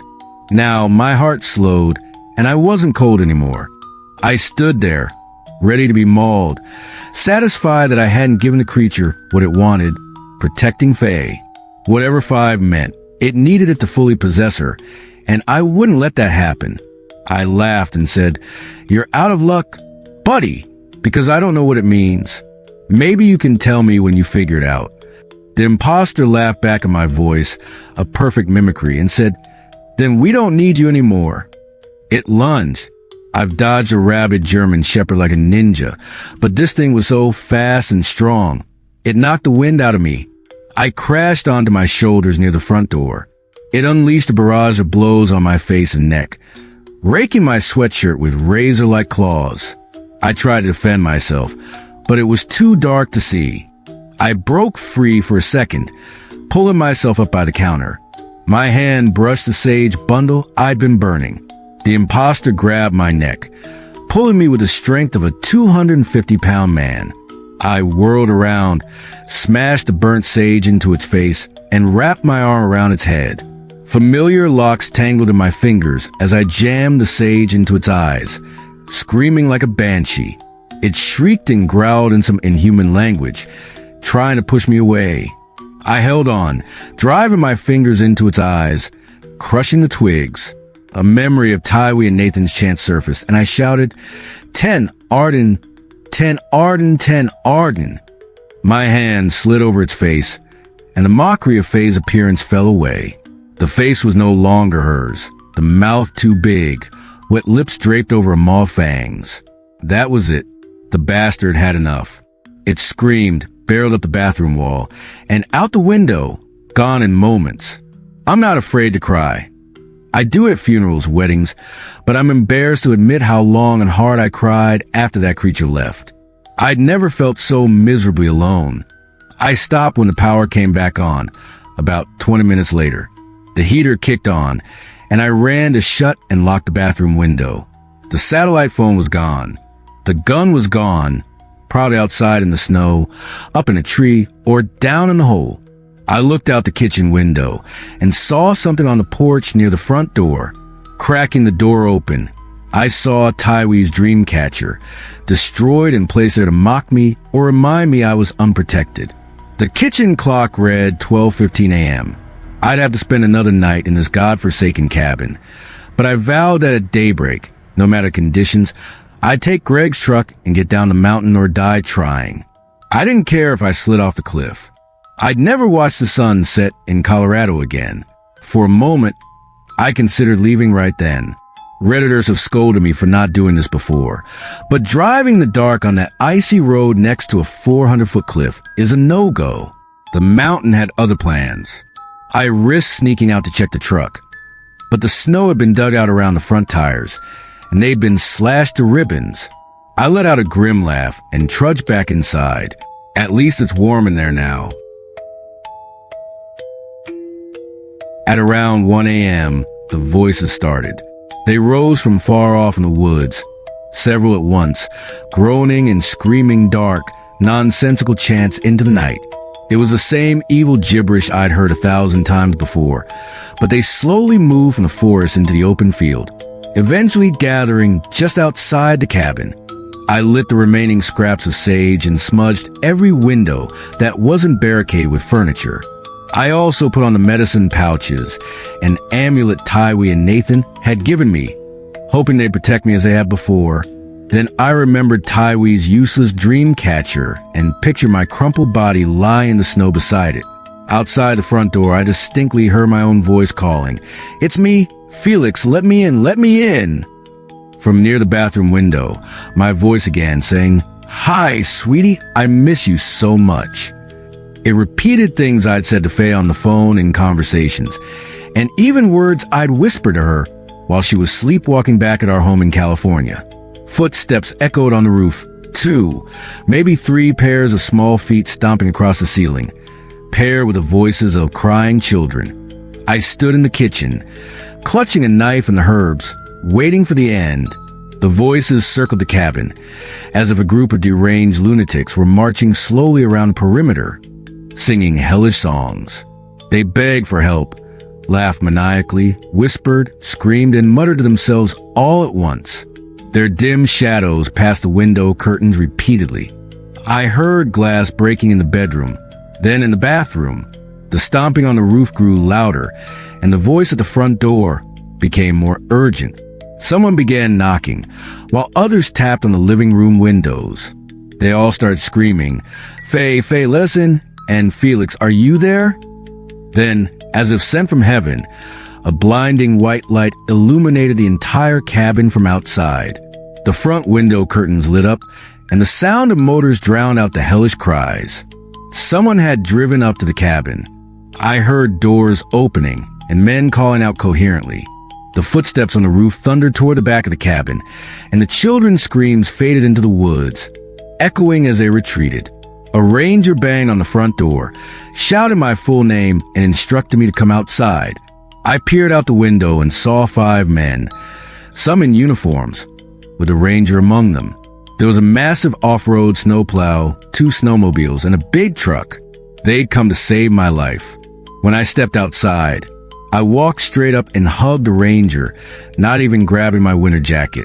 He told me they were evacuating everyone from the mountain due to a problem with the power grid. He'd feared I'd freeze to death. The ride down the mountain should have been the happiest of my life, except for the view. We snaked along slippery white roads, and even with the truck's high beams, I could see the brightest stars I'd ever witnessed. But beneath them, dangling in the trees, were dozens of human bodies. They swung by ropes from their feet or necks, some flayed or missing parts.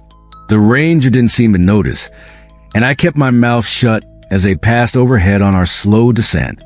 I could almost make out their frozen faces, lifeless for years, maybe decades. Black blood stained the tree trunks. I'm not sure if these were the spirits Taiwi spoke of, or if I was just temporarily insane. I may never know who they were, but I suspect if the ranger had arrived any later, I'd have joined them. I'll never forget passing beneath them. We reached the ranger station and stayed overnight. I slept on a cot in a room with about 15 locals from various parts of the mountain. I asked the ranger if he'd heard from Taiwi or Nathan, but he hadn't. The next morning, one of his men drove me straight to Denver International Airport. I boarded a plane without any luggage. It didn't matter. I had the ring in my pocket, and I'll never need another jacket as long as I live. When I got home, Faye let me have it. She kept kissing me and yelling at me. Furious that I'd spent so much time trying to control the situation, treating her like a child, and disregarded her feelings in my quest to rescue her. She was upset that I'd left her in the care of my best friends without asking, though she appreciated their help. Richard and Jason were thrilled to leave my house and never look Faye in the eye again, but they had good news. Faye hadn't sleepwalked, sleep-talked, or done anything unusual in over 24 hours. This coincided almost exactly with when I retrieved the ring from the dream catcher. After an hour of her reaming me out for being a thickhead idiot, they forgave me. We lay in bed together, talking about everything. I apologized for how I treated her and slipped the ring back on her finger. She looked relieved to have it back. I swore I'd never mess up like that again. We both slept through the night. No night terrors, bad dreams, or disturbances. The next morning, we had Faye's favorite waffles. At around 11 a.m., I got a call, to my great relief, from Nathan. I pressed him for details about Taiwi and what had happened after they left the cabin, but he ignored my question and said ominously, "Please let me speak to the one who followed you home." I stammered, what? He replied, "The one that calls itself Faye." My fiancée and I were sitting on the couch watching the latest Game of Thrones, so I handed her phone and said, "It's for you?" She said hello and listened for about a minute. I could hear Nathan speaking, but couldn't make out his words. Suddenly, a torrent of black vomit erupted from Faye's mouth, covering the couch and carpet. It sent me jumping out of my skin. Faye collapsed onto the floor like a rag doll, coughing and sputtering. I fell to my knees beside her, panicked, asking if she was okay. I grabbed the phone and yelled at Nathan, demanding to know what he'd said. Nathan calmly said, "Please, Felix, listen," and began reciting a chant or incantation. A wave of syrupy vomit surged up my throat and out of my mouth, oily and black, just like Faye's. I'm emetophobic, so vomiting sends me into near catatonia, but Faye recovered quickly and helped me come back to my senses. Nathan explained what he'd done. I'll get to that later. Faye and I spent the rest of the day feeling queasy and eventually went to urgent care. They ran blood tests, checked our vitals, and sent us home, saying we had minor food poisoning. I know it wasn't the damn waffles. Thankfully, we've been feeling better since. I mentioned earlier that Tywee and Nathan had disagreed about who the real Faye was and whether a duplicate of her could exist. When they hiked down the mountain from the cabin a few days earlier, they had to detour into the forest to avoid snow collapses. In the woods, they heard a woman crying and followed the sound to an abandoned mine. Both knew it was likely a trick, but Tywee felt it was their duty to investigate the possibility that Faye was alive somewhere on the mountain. A blizzard hit earlier than expected. They stood at the mine's entrance, listening to a young woman's pleas from deep within, but her voice was too unnatural to be human. Tywee and Nathan decided to bless the mine's entrance to ward off its dark inhabitants, but their chanting enraged whatever lived inside. It emerged from the tunnels and snatched Tywee, dragging him screaming into the darkness. Nathan couldn't follow. Terrified, he fled but got lost in the blizzard. He wandered for an hour, fearing death, and stumbled upon a skinned body swinging from a low tree branch, its blood still unfrozen. Nathan knew it was his father's corpse. Eventually, he found his way home, guided, he said, by his father's voice. Nathan explained that the imposter's goal of taking over someone's mind differed from its random killing. These creatures hunt and kill, scavenging human parts to walk the earth as mortals for a short time, but their true pleasure comes from conquering a person from within. Faye was one of the unlucky few chosen for this, and the imposter's fixation on her had lasted decades. Over time, their presence corrupts the victim's soul, necessitating a purge. Hence the vomit party in my living room, which I failed to clean properly. Nathan invited me to Tywee's funeral ceremony. I declined, as I'm on the verge of losing my job and broke from this ordeal, but I promised to honor Tywee's memory my own way. I can't go back to that place. Nathan was understanding and said we'd meet again soon. I'm still piecing this together. I don't have all the answers, and if you want them, you'll have to help me find them. But I think I figured out part of it. The imposter gave me Faye's ring back, wanting me to destroy the dream catcher. The ring held immense sentimental value for Faye and our relationship. The creature used it to invade her mind and control her thoughts, aiming to convince her it was me, so she'd welcome it into our home. Nathan said the home symbolically represents the body, just as the ring represents our union. To be welcomed into the home is to gain access to Faye. But the imposter couldn't learn enough about me to mimic me perfectly, so it gave up and came after me instead. It returned the ring, relinquishing its power over Faye, but I broke the dream catcher to retrieve it. Turns out that creepy dream catcher was protecting the cabin and everyone inside, which is why the imposter needed an invitation to enter. When I broke it, the creature could have killed me but needed information first, specifically one of Faye's darkest secrets to dominate her. I'm not sure I'll ever unravel the mystery of the number 5, but not knowing what it means saved Faye's life.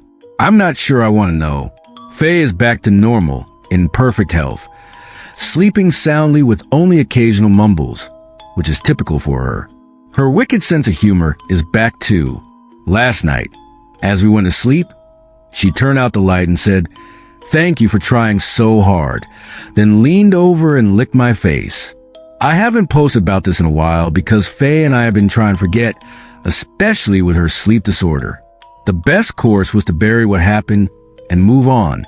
The more stress she gets, the more she sleepwalks and sleep talks, and that's when scary things happen. For those unfamiliar, Faye has suffered from severe sleep disturbances since she was 5, including night terrors and accomplished sleepwalking. At Redditor's request, I interviewed her about her experiences.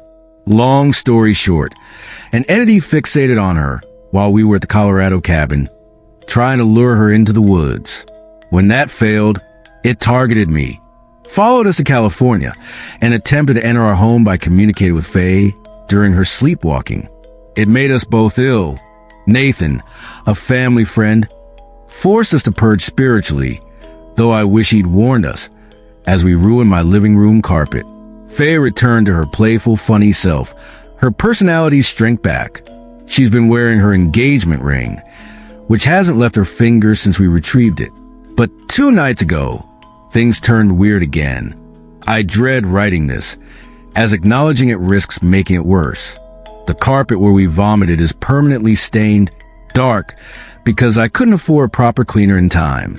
While watching Game of Thrones on Sunday, Faye pointed out that the stain resembled a man's shape, about 3 feet long, like a 2-dimensional troll. We joked about it and went to bed. In the middle of the night, I rolled over to touch Faye's back and found empty space. 1,000 horrible thoughts flooded my mind. Faye hadn't sleepwalked since things settled, and I feared this was a sign the entity had returned.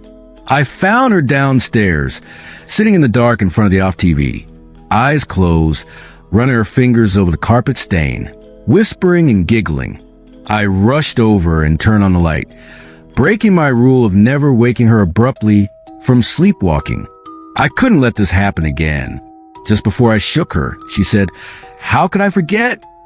She came to, confused about where she was, and seemed unusually upset that I'd woken her, as if interrupted from a pleasant dream. She looked frightened when I explained what she was doing. I asked if she remembered anything, but she said no. I'm not sure if she was lying.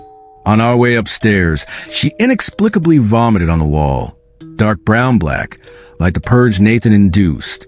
I freaked out but stayed calm, helped her bed, got her water, and ensured she was okay.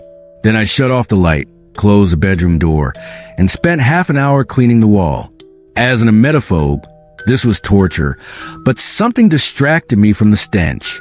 No matter how hard I scrubbed, the stain wouldn't budge, and it had splattered into the rough shape of a man. Since Faye was halfway up the stairs, the stain was longer, almost 5 feet tall. When I got to bed, Faye was awake and gave me a shoulder rub as I lay there, nauseated and terrified. She tried to reassure me, but we both knew what was happening. Whatever is fixated on her is back, or never left. We talked until I passed out, Faye in my arms. She mumbled in her sleep, but I was too exhausted to catch it. The next day, I tried calling Nathan, but he didn't answer. I had to work, so I didn't see Faye all day. I got home before her and spent hours jumping at every sound outside while grading students' final papers. When she got home, she said she felt sick all day and wanted to sleep. She showered and went to bed around 10:30 p.m. I shut off my laptop and headed upstairs. Faye was sitting on the bed, feet on the floor, staring at the open window toward the woods across the street. I gently laid her down, rubbed her back until she snored, ensuring she wouldn't get up, and checked the house. I don't know if I'm paranoid or exhausted, but the vomit stains seem bigger now. I'm calling professional cleaner tomorrow, though I'm pissed about the $200 bill. I checked the backyard. Nothing. I locked the front door and sealed all windows. The last window I checked was in the guest room, where Faye had drawn a backward 5 while sleepwalking. It was late, dark, and memories of last month cycled through my mind. I felt dizzy, sleepy, almost hypnotized, a strange mix of relaxation and terror. I don't know why, but without thinking, I lazily drew a backward 5 on the window. In that moment, I saw something move behind the trees across the street. Faye burst into sleep laughter from down the hall. As I walked back to the bedroom in the dark, I heard her giggling the whole way. There's nothing else to report now. It's 10:31 p.m. Tuesday, April 22nd, 2025, as I write this. I'm gonna sleep, and will update if anything new happens. I pray it doesn't. Update. Many Redditors suggested that since I retrieved Faye's ring from the Dreamcatcher, it might be cursed, causing the new disturbances. Faye and I considered taking the ring back to Pikes Peak, where it came from, and throwing it into the mine to destroy it. We jokingly gathered a fellowship of 7 others to help. Kidding, but seriously, the ring is a concern. Faye isn't ready to part with it, given its sentimental value. But if the entity cursed it to trick me into breaking the Dreamcatcher, it's cleverer than I thought. More on this if I decide to act. A professional carpet cleaner came yesterday to tackle the vomit stains. He insisted, "That's not vomit. I can get vomit out." It took ages, but he removed most of the living room carpet stain, though some spots remain ruined. He gave me a discount and suggested we get checked at the hospital. I told him we already had. The stairwell wall is another story. He said we'd need to paint it, but recommended stripping and sanding first. I insisted on removing the stain before painting. He offered to do it on his day off for a fee, but I said I'd handle it. He made an exorcism joke and left. I wasn't amused. Faye came home excited yesterday. She got a promotion at work. We celebrated at our favorite steakhouse. She ordered her usual meal, thank God, and had a few drinks. I don't drink, so I was the designated driver. When we got home, we went straight to bed. On the way upstairs, she drunkenly pointed at the wall stain and said, "That guy." That night, I had a strange dream. I was scrubbing the wall stain like a few days ago, but in the dark, with moonlight barely outlining the stain, which looked more like a man than ever. It loomed over me as I crouched on the stairs. Then the wall beneath the stain turned mushy, like oatmeal, and my hand went through the drywall. When I pulled it out, a faint light shone through the hole. I cleared a larger hole and squeezed through, finding myself in a familiar place. The cellar of the Colorado cabin, where I'd found jars, hair, and Dreamcatcher materials. It was freezing, even in the dream. I turned to go back, but the wall was sealed. The only exit was up the wooden staircase to the snowy outside. I saw something on the ground behind a shelf and picked it up, instantly recognizing its importance. It made everything clearer, but before I could see what it was, Faye woke me. We were in bed, and she was sitting against the pillows, running her fingers across my neck and back. Smiling, her hair obscured her face, and the moonlight lit her from behind, making her look different. I recognized her hair and body, but her face looked old, weathered, like an old man's. Her hand felt rough, heavy, like a man's. I realized she was probably asleep, so I watched her. After a few minutes, she got out of bed and walked to the door, mumbling about that sound again. I followed quietly, curious. She walked through the hall, without reaching for the light switch, and stood at the top of the stairs, whisper arguing with something in the dark, like a couple bickering discreetly in public. She said, "You need to leave. Get the hell out of here and never come back." I don't know any of them. I don't know anybody. Is that you? Who's with you? Who's making all that noise? You're just gonna stand there and call my name all night? Why don't you come up here, then? You think I don't know what you're doing?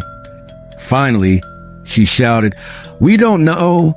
Leave us alone," so loudly it startled and paralyzed me with fear. I rushed over and grabbed her before she could fall down the stairs. She told me to get off her, saying she didn't need help, then brushed past me toward the bedroom. Along the way, she vomited.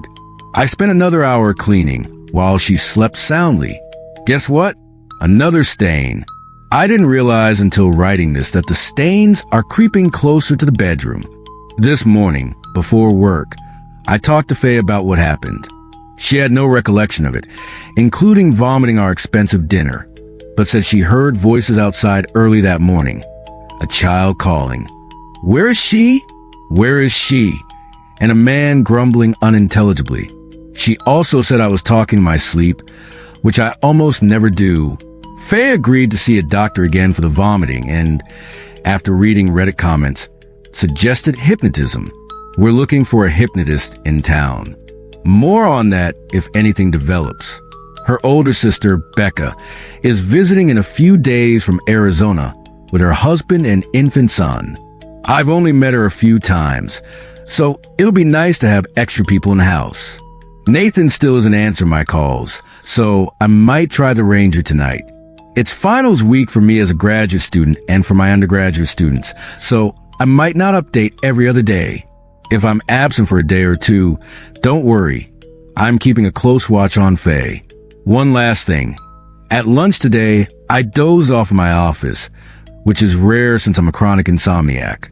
I dreamed of Tywee, the Native American man who, with his son Nathan, blessed our cabin and helped us last month. He died in the woods under mysterious circumstances. In the dream, I was looking out our bedroom window, and Tywee stood at the tree line across the street. It was really him, not the creature that mimicked him. He pointed into the forest. I think I'm supposed to go there, but I don't trust my dreams anymore. That's where the imposter hides. I just got to work 30 minutes ago, and Faye's boss called. I'm on her emergency contact list. They sent her home for behaving erratically. I'm heading home now. Update June 4th. I'm sorry for the lack of updates. Everyone, a ton has come to light, and I'm juggling finals week, managing my students' grades, and dealing with a lot of personal chaos. I'm not trying to dodge you all, but please bear with me. I'll update as soon as I can. I really appreciate your concern. It means more than I can say. I'm swamped right now. My fiance's sister, Becca, and her baby son, Caliba, are staying in our guest room. Finals are next week for my students, so I'm holding endless meetings with them. I've only finished one of 3 projects with my doctoral advisor, and I'm buried under a massive stack of essays to grade. Oh, and something seems to be trying to steal my fiance's skin, or mind control her into killing me. So, yeah, it's a lot. How about you? I barely sat down in my office before I got a call from Faye's boss. They said she'd been acting erratic enough that they sent her home from work. Apparently, she stood in the open doorway of one of the storehouses, staring into the darkness inside, completely still for several minutes. A coworker tried twice to snap her out of it, but she didn't respond. A few minutes later, her boss found her inside the storehouse, standing in the shadows looking out. It was pitch black in there, so when the boss flipped on the lights, she saw Faye in the corner, smiling with unfocused eyes. A few seconds later, Faye snapped out of it and went back to work like nothing happened. About an hour later, Faye reportedly said she could feel eyes watching her while she worked. She went to the break room to sit down, and her coworkers found her fast asleep. Thinking she was hungover or sick, they left her there and went to lunch. When they returned, Faye was sleepwalking in large circles around the room, singing a lullaby. It freaked out her coworkers so much that they called the park manager, who drove her home because they didn't trust her to drive. Now Faye has to take a drug test since they think she's on something. Thankfully, she's clean. When I got home, I took Faye to urgent care. Miraculously, they got us in quickly. We explained everything, expecting the doctors to think we were crazy, but they actually looked terrified. After a CAT scan, blood panel, and a few other tests, they concluded Faye seems physically healthy, but needs a full psychiatric evaluation. They gave us a referral, but the appointment is 2 weeks out. We'll get the blood panel results sooner. When we got home, Faye took a nap, and I went to the woods across from our neighborhood, where I'd seen Tywee in a dream. For those not caught up, we still don't know how Tywee died. I wandered between the trees for about 10 minutes, searching for something, anything. Then I remembered the phrase repeated by voices at the cabin. Up in the trees or down in the hole you go. Up in the trees or all the way down, down, down. So deep you never see the light again. There were many versions of that phrase, but I looked up at the treetops and spotted a crudely made object dangling from a branch about 30 feet up. It was made of twigs and twine, resembling the dream catcher we found at the cabin, but crafted from the tree's own twigs. So it was a different color and shape. I climbed up to retrieve it, but it was so fragile it fell apart when I touched it. One detail stood out. It's strands of fiery strawberry blonde hair, just like Faye's, woven into it. I need your thoughts on this. As far as I know, Faye can't climb trees. Then again, there's a lot I apparently don't know about her. Around 7 p.m., Faye went to pick up her sister Becca from the airport. She insisted I stay home and rest, probably feeling guilty about how often she keeps me up at night. I reluctantly agreed. They got back around 9 p.m. with Becca's son, Calaba, in tow. I don't know much about babies, but Calaba's pretty cool. He cries less than my students and seems smarter than half of them. Faye absolutely adores him. Becca and I caught up over hot chocolate in the living room, while Faye unleashed her full maternal instincts on Calaba upstairs. She sang lullabies, laughed, cooed, and went full-on mommy mode. I know when Becca leaves, I'll be dealing with Faye crying and wishing for kids of her own. Becca's tough as nails, just like Faye, a trait from their strict military upbringing. But a strict dad also teaches girls how to lie expertly, and I got the sense Becca was hiding something when I mentioned the cabin. She's 5 years older than Faye and has been married twice, with a 10-year-old daughter from her first husband. She claimed she only went to the Pikes Peak cabin once, saying the drive made her carsick. So when her parents took Faye there as a kid, she'd stay at a friend's house. She also said she has no idea what the number 5 means to Faye and dodged my questions like a pro.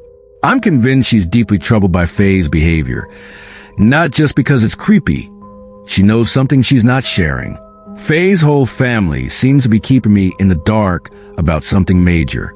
A tech-savvy Redditor offered to help track down Jennifer, and he came through. That night before bed, I checked my email and found an email address and phone number for Jennifer's husband. She remarried after Tom hung himself. Tom was so disturbed by the cabin, he couldn't cope, even after moving to Nevada. Or maybe he just couldn't handle Jennifer. I emailed her husband, William, and he replied the next day, asking me to call. I explained everything. He said he and Jennifer had moved to Washington State years ago, but a year into their marriage, she started abusing prescription meds. Over a few weeks, she kept telling him she heard her daughter, who died in childhood, calling from the forest outside their home. One night, William came home to find the back door open and Jennifer gone, with only her shoes and jacket missing. She was missing for nearly 6 months. Campers found her remains 40 miles away, buried in the ground with her legs sticking out, gnawed clean by wolves. That night, I woke to a baby crying. I thought it might be Faye, since a few weeks ago she mimicked a child's cries while wandering the house at night. But it was Calaba. I walked down the hall to the guest room and found the door open. Becca wasn't there and the crib was empty. Following the cries downstairs, I passed the bath stain on the wall and saw Faye and Becca on the couch.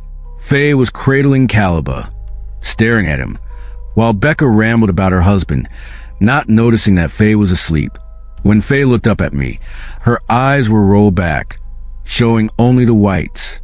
She smiled and I froze, deeply disturbed. Then I saw a movement outside the sliding glass door to our garden. It was pitch black, but the silhouette of a huge man moved away from the glass and vanished. Someone had been watching them play with Calaba. I bolted out the front door, hoping to circle around and catch him. We live in a housing complex with a walkway behind the houses, separated by a small wooden gate you can step over, mostly to keep dogs and rodents out. I ran up and down the path, but found nothing. However, about 10 yards from our back patio, there was an oily black substance on the ground. Last night, Faye started mumbling lullabies in her sleep, likely triggered by Becca and Calaba's visit and her love for kids. She also said he's in the stains. He gets up and walks around in the dark. Following some Redditor's advice, I asked, "Faye, what did you forget?" She paused and said, "He needs me." As she spoke, a child laughed somewhere outside. Tomorrow, the Shoshone woman who visited last month is returning with a hypnotist friend. I'll report the results when I can. Forgive me if it takes a bit. This week is a nightmare. Update. I finally heard from Nathan, Taiwi's son. Since my last update, Becca and her infant son, Calaba, had been visiting. Calaba's presence seems to have stirred something in Faye, as her sleep disturbances grew more erratic and her strange behavior intensified. They stayed nearly a week, but left abruptly after some unsettling incidents with Faye. Becca seemed increasingly angry with Faye over a few days, though I couldn't figure out why. One night, while Faye slept, Becca and I talked on the couch about what was happening. I asked why she seemed so hostile toward her sister. She wouldn't even speak to her that day. Becca said Faye struggles to let things go. If she's mad, she stays mad for weeks. If she's hurt, she hurts for years. She can't forgive and she can't forget. Are you two fighting? Did you do something to upset her? I asked. Becca denied any conflict, claiming she was speaking generally. Having grown up with Faye, I pressed if something in their past had hurt Faye. Becca snapped. Nobody did anything to Faye. Nothing happened to her. She stood, said she needed to check on Calaba, and went upstairs, closing the door without a good night. Faye can be tough to handle, proud, stubborn, and the strongest person I know. But Becca's like an obsidian wall. You can't get anything out of her, can't read her poker face, can't know what she's thinking. But I know she's hiding something. Maybe I can't crack Becca, but I figured I could get answers from their mom. Laura, Faye's mother, agreed to a Skype chat this week. This time, I'm going all in. I've cleaned all the vomit stains from the house, so Faye's not talking to them in the dark anymore. But she's getting worse. I feel like she's slipping away. Seeing her on the couch, holding Calaba with her eyes rolled back and smiling, is one of the most haunting memories of this ordeal. Something about Faye and that child unsettles me deeply, but I've kept quiet to ensure Calaba's safety. I have no reason to believe Faye would harm anyone, except that one time in college when she punched a drunk girl at a party for grabbing my ass and saying I'd hit that. But with kids and animals, Faye's an angel. The night Becca stormed off mid-conversation, Faye did something strange. I woke to her mumbling in the dark. When I turned on the light, she was standing at the far end of the room, cradling a pillow and swaying, half singing a lullaby. The words were gibberish, but the melody felt vaguely familiar. "Sweetie, what are you doing?" I asked. In a low, slurred voice, she said, "I always wanted to be a big sister." She sounded drugged. I gently guided her back to bed and took the pillow. As I did, she said, "Now I want to be a mommy." I rubbed her back, assuring her we'd start family someday and she'd be a great mom. Then she mumbled, "He's a little corpse." I asked what she meant, but she didn't answer, just started the rhythmic breathing of deep sleep. Angela, the Shoshone woman from last month, visited again the next evening after sunset. She's the daughter of a tribal elder and first came when we returned to California, warning us about a malevolent spirit called a Hollow One, obsessed with Faye. She said a dark cloud hung over Faye that couldn't be easily lifted. This time, she brought a hypnotist friend. They inspected the house and yard. We told them about the vomit stains and Faye's claim that he's in the stains. He walks in the dark. In private, I share how Calaba's presence was worsening Faye's behavior and showed them where I found a new dream catcher. Angela said this entity has many names, known to various Native American groups, older than skinwalkers and the progenitor of many evil spirits in the Rockies and Southwest. Her friend called it a soul trader that steals a person's essence, takes it into the dark, and inhabits the body to hunt more victims. I don't know what the dark is, but that's where Faye's headed with too much exposure. We're both tainted by it, which explains the dark while we vomited and the stains still carry its evil. Angela spoke with Faye at length and concluded she's still Faye, but on her way somewhere else. She's being lured spiritually to a place she thinks is safe, but it's not. I struggle with this metaphysical talk, but the hypnosis session convinced me something's in our house, always watching. The hypnotist had Faye lie on our bed, and we brought dining chairs upstairs to sit with her.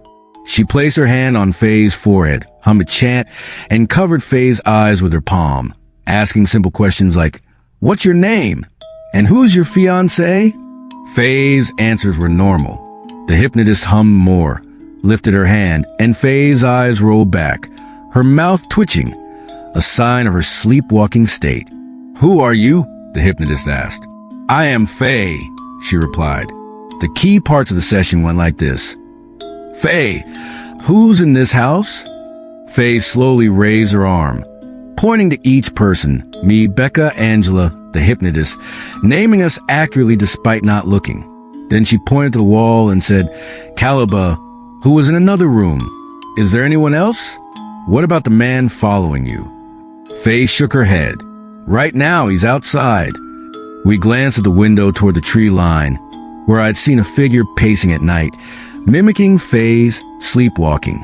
No one was there. "What does he say? Is he talking to you now?" Faye said, "I can't hear him. He's facing the other way." The hypnotist asked, "What are the dream catchers for? Who makes them?" Faye didn't answer, just smiled faintly. I interjected, "Honey, I found your hair in a dream catcher outside. Did you do that?" Faye shushed me, pressing her finger to her lips, then placed her palm flat against the wall, like she was feeling for a pulse. After a moment, she said, "He's here." Right then, Caliba burst into tears. Becca and Angela rushed to check on him. The hypnotist and I stayed with Faye. The hypnotist went for it. "Faye, you wrote the number 5 on the window in the other room, backwards. Why? What does it mean? Did you write it for someone outside to see?" Faye's eyes rolled forward. Her green irises visible. She looked toward the hallway door and said, No, he's listening now." She began hyperventilating, struggling to say, "He'll find out." Then in a deep guttural voice, not her own, she said, "Felix." The hypnotist pressed her hand to Faye's eyes, spoke a command in what I think was Shoshone, and Faye woke up confused and crying. She reached for me, her body ice cold, like a corpse. Sobbing, she said, "He wants to kill you. He wants you dead. I saw you in the trees." Angela and the hypnotist blessed the house, burning sage, and suggested a Catholic priest for Faye's comfort, since she's Catholic. They left after some parting words. Becca, angry and scared, stayed in her room the rest of the night. An hour later, Angela called, saying she and the hypnotist believe Faye's in extreme denial about a trauma buried so deep in her subconscious that only years of therapy or hypnosis could uncover it. It's in a part of her mind even sleep talking can't access, where the number 5 resides. The entity hasn't found it yet, despite probing her mind nightly, digging like it's panning for gold. We went to bed early, drained from the drama. But as I've learned, Faye's sleeping upset often leads to night terrors or disturbances. At 2 a.m., she leaped out of bed, waking me, and ran down the hall, pounding on the guest room door silently, eyes shut. When Caliba started crying, I snapped out my shock. Bear hugged her to stop the noise, and she tried to bite me. Faye's never been violent. Even in her sleep, she's creepy but passive. This time, she was feral, trying to draw blood. I fended her off, restrained her, and guided her back to bed. As I tucked her in, she whispered, "You'll go up in the trees." Becca was furious the next day, but held it in and took Faye to the Catholic church in town. I went to work. They convinced a priest to visit next week to bless the house, but he said it might not be enough and would consult his bishop, which could take time. That evening, Becca said she'd change her flight to leave in 2 days. I begged her to reconcile with Faye. She needs a big sister right now. But Becca wouldn't budge. She's holding a grudge neither will explain. I ordered Faye's favorite pizza to lighten the mood, but the sisters only made small talk and the tension was palpable. Faye and I went to bed early watching Game of Thrones. We recorded Sundays since she works. I asked if she remembered saying the imposter wanted me dead or that I'd be up in the trees. She didn't, but said she dreamed of me impaled on a tree branch, my skin and hair missing. Faye fell asleep quickly, but I couldn't. I remembered Nathan's voicemail from days ago and went downstairs to call him back. The house was quiet, Becca and Caliba asleep. I turned on the TV to mask our talk. It was midnight in Colorado, but Nathan answered. I told him everything. He apologized for making Faye sick, saying the purging ritual was common in his tribe for physical and spiritual ailments, but it clearly didn't work. She's still under the imposter's influence. He offered to bring us to his tribe's elders for a stronger healing ritual if we returned to Colorado. I said it's Faye's call, but I doubt she'd go, or that the imposter would let her. Last month, when I was alone at the cabin during a blizzard, the road was closed and the ranger couldn't check on me. Nathan and Toby hiked up Pikes Peak through the snow to make sure I was okay. On their way back, they heard Faye's voice calling from an abandoned mine. Tywee investigated and was dragged into the dark by something, his skin partially flayed. Nathan eventually found him. The reason I couldn't reach Nathan for days was because he and some men from his community returned to Pikes Peak to investigate Tywee's death and the cabin. They camped nearby and spent one night in the woods.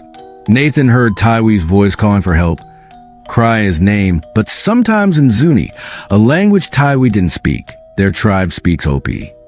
Nathan knew it wasn't his father. They also heard children weeping in the forest. One of Nathan's friends, stepping out to pee, saw a naked gray-skinned child standing a dozen yards away, facing away, looking up at the trees, stiff like a corpse on the balls of his feet. It terrified him so much he grabbed his stuff and hiked down the mountain alone in the dark. They couldn't safely follow, and he hasn't been seen since. Nathan said he's had recurring dreams of a child on the mountain and of Faye. "Tell me about the child, Felix," he said. As he spoke, I was standing in the living room, facing the sliding glass door to the backyard. Right then, I saw a large shadow move behind the orange tree outside. I told Nathan to hold on, grabbed a flashlight from the kitchen, and nearly collapsed. The front door was wide open. From there, I could see the tree line across the street. Someone was moving slowly between the trees. I set down the phone and ran upstairs to wake Faye and Becca, but Faye wasn't in bed. I rushed to Becca's room, but she was asleep and startled when I woke her. We turned on the light, and she went for Caliba. He was gone from his crib. Becca turned into a raging beast, screaming, "Where is he? Where's my baby?" We searched the house, but I realized Faye had taken him outside. We ran barefoot to the trees and found Faye in her underwear, arms outstretched, holding Caliba up to the sky like an offering. High on a branch was the dream catcher I'd broken days earlier, now intact. Becca yanked Caliba from Faye's hands, shoved her to the ground, and took him inside.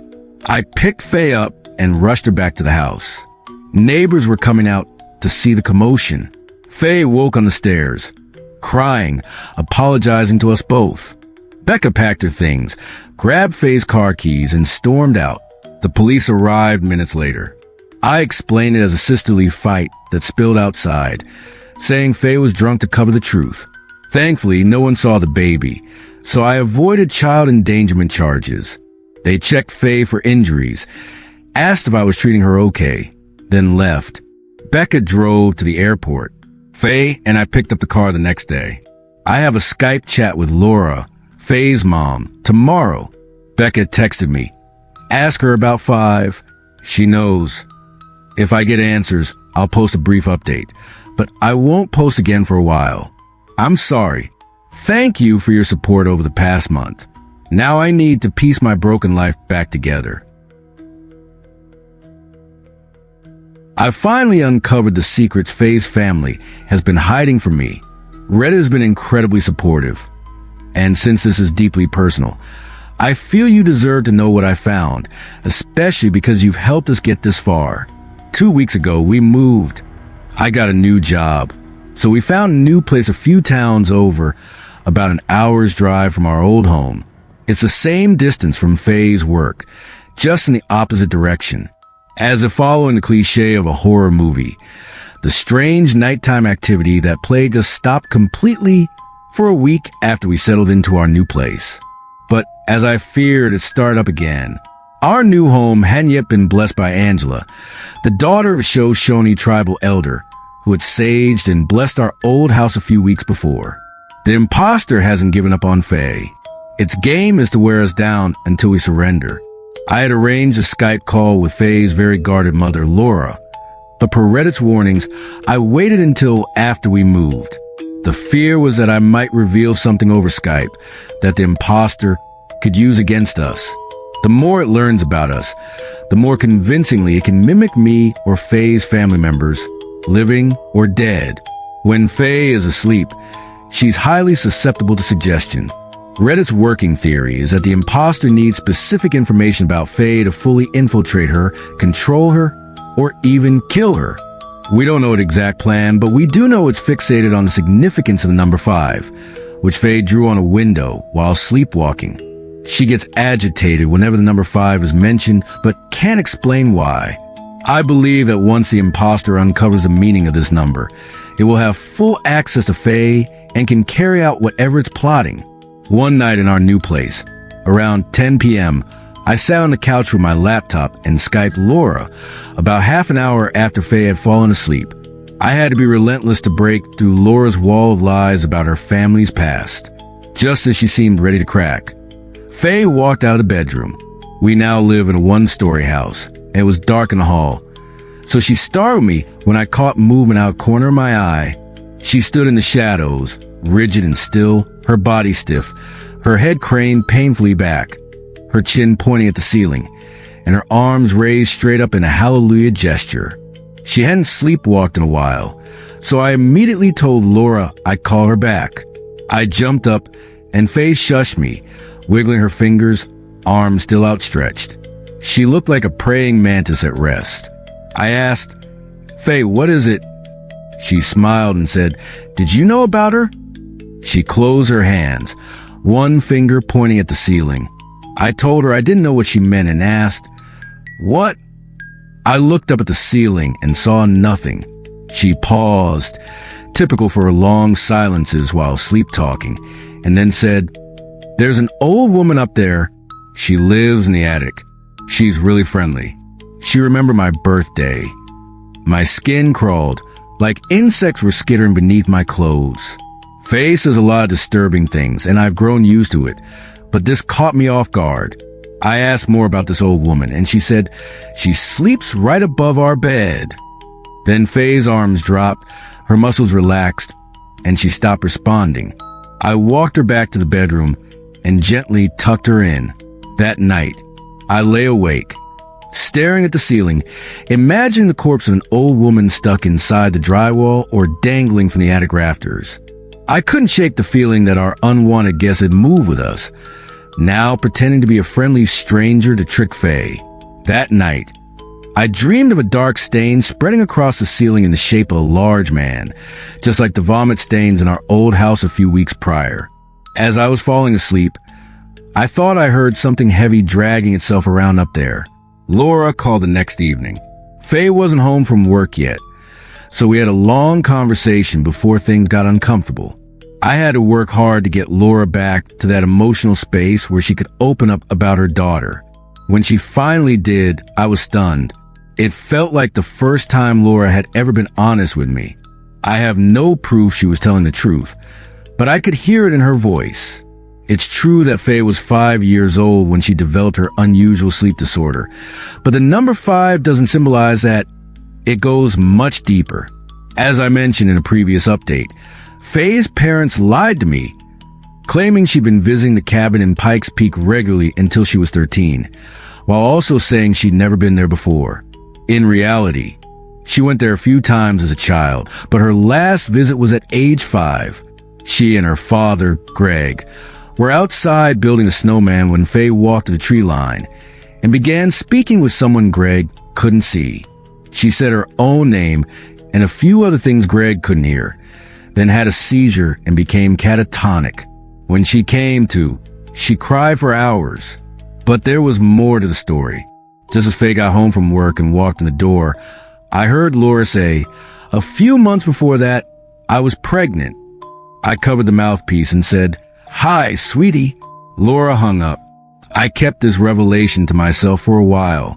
Laura didn't return my calls after Faye went to bed, so I never learned what happened with her pregnancy. Did she have a miscarriage? An abortion? Did she give the baby up for adoption?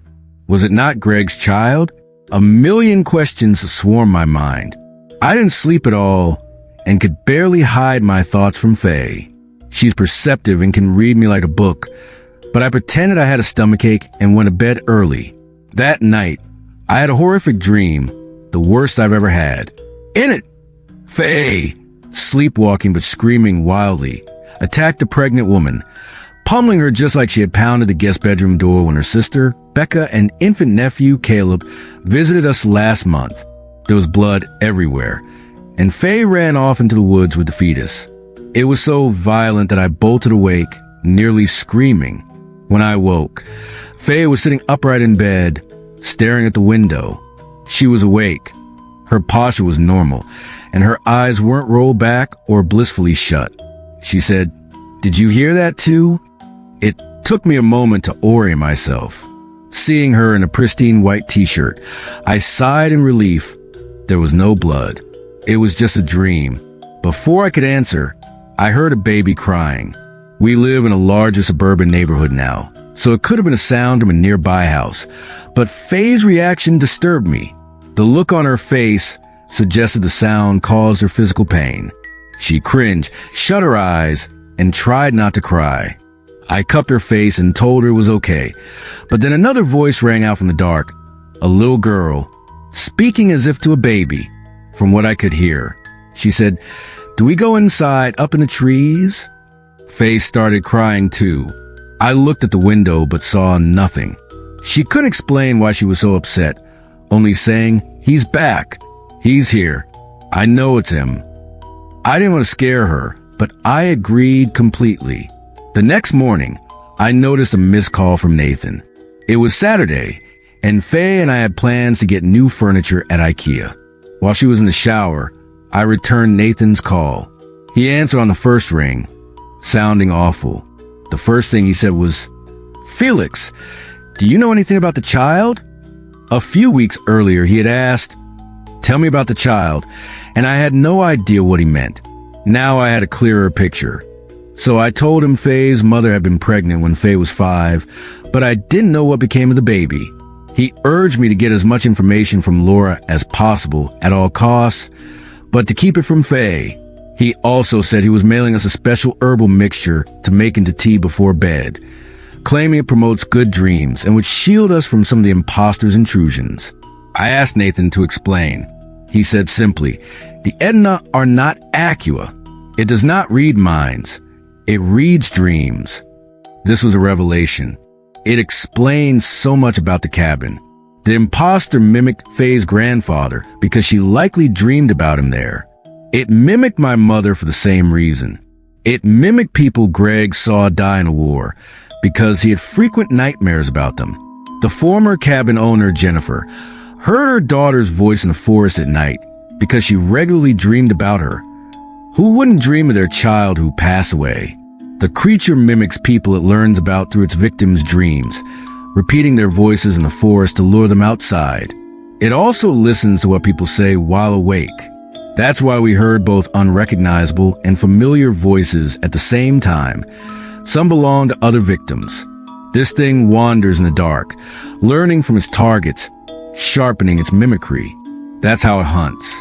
Since I was getting closer to the significance of the number 5, the information the imposter desperately sought, Faye was in greater danger. My own dreams could betray our safety. Nathan continued, and I'm paraphrasing because I can't recall every word. Faye is the most fascinating person imposter has ever encountered. Her dreams are mysterious to it. She's a puzzle to be solved. Most of all, when it speaks to her through her dreams, she speaks back. You could say it has a dark fixation with her, perhaps even a putrid form of love. Her darkness mirrors its own. When it looks into her, it doesn't find the hopes, dreams, and fears it sees in others. Instead, it sees a deep well of impenetrable blackness, and it knows something is hidden beneath it. Whatever it plans to do with the information it seeks, it knows 5 is the light that will reveal the bottom of that well and everything inside it. Cold sweat soaked my skin during this conversation. I pressed the phone tighter to my ear, not wanting to miss a word. Why does it even need Faye to find the answer? Her parents probably know what the number means. I said. Nathan spoke something in his native language, as if addressing someone in the room with him. Her parents haven't been to the cabin in a long time. Its connection to them is weak. Maybe it can't hold on to someone for long if they aren't on the mountain. After all, Faye has had a sleep disorder since her first visit to Pikes Peak. But as the years passed, this entity faded from her life. It only returned when she went back. I heard the shower turn off and the glass door slide open as Faye moved around the bathroom. I stepped outside on the patio and closed the door. But what does it want, Nathan? Once it learns everything it needs, what does it plan to do? Nobody will give me a straight answer. Nathan said something I couldn't understand, possibly to an elder in the room with him. It is one of the old evils, he said. Our people have believed in them since the beginning. When a person dies, sometimes they become what you call a wraith, a haunting. But these entities were here long before. So many horror movies Faye and I had watched came flooding back. So like a demon? I asked, half expecting the classic movie trope, where the ghost turns out to be a demon, which is somehow much worse. Nathan cleared his throat. Not exactly. We don't believe in hell or an equivalent place. Our interpretation of the other worlds is complex. But basically, this type of entity takes you away. Not your body, your spirit. It takes it out into the dark, away from the world and its light. So far, eternities upon eternities away. That the distance drives your spirit completely mad. Then you become one of them. That's what it does. It separates you from where you're supposed to go in the afterlife. It steals you from yourself. Great news all around, I guess. I also asked Nathan how he was coping with his father's death, noting that he sounded particularly down. I expressed my condolences again and said I was honored to have known Ty Lee, and that we're alive because of him. Nathan replied that he knows his father's spirit lives on through his family and in the sacred earth where they live. So he doesn't mourn his death. But then he said something that made my hand go cold as I gripped the phone. I keep having the same nightmare every night. It keeps me awake, and when it's over, I'm exhausted. I asked him to tell me about it, as I've been having terrible dreams too. He said, it's the cabin. I see it in my dreams, sitting there in the dark during a bad storm. I'm standing in the distance, looking at it. A light turns on inside, and I walk toward it.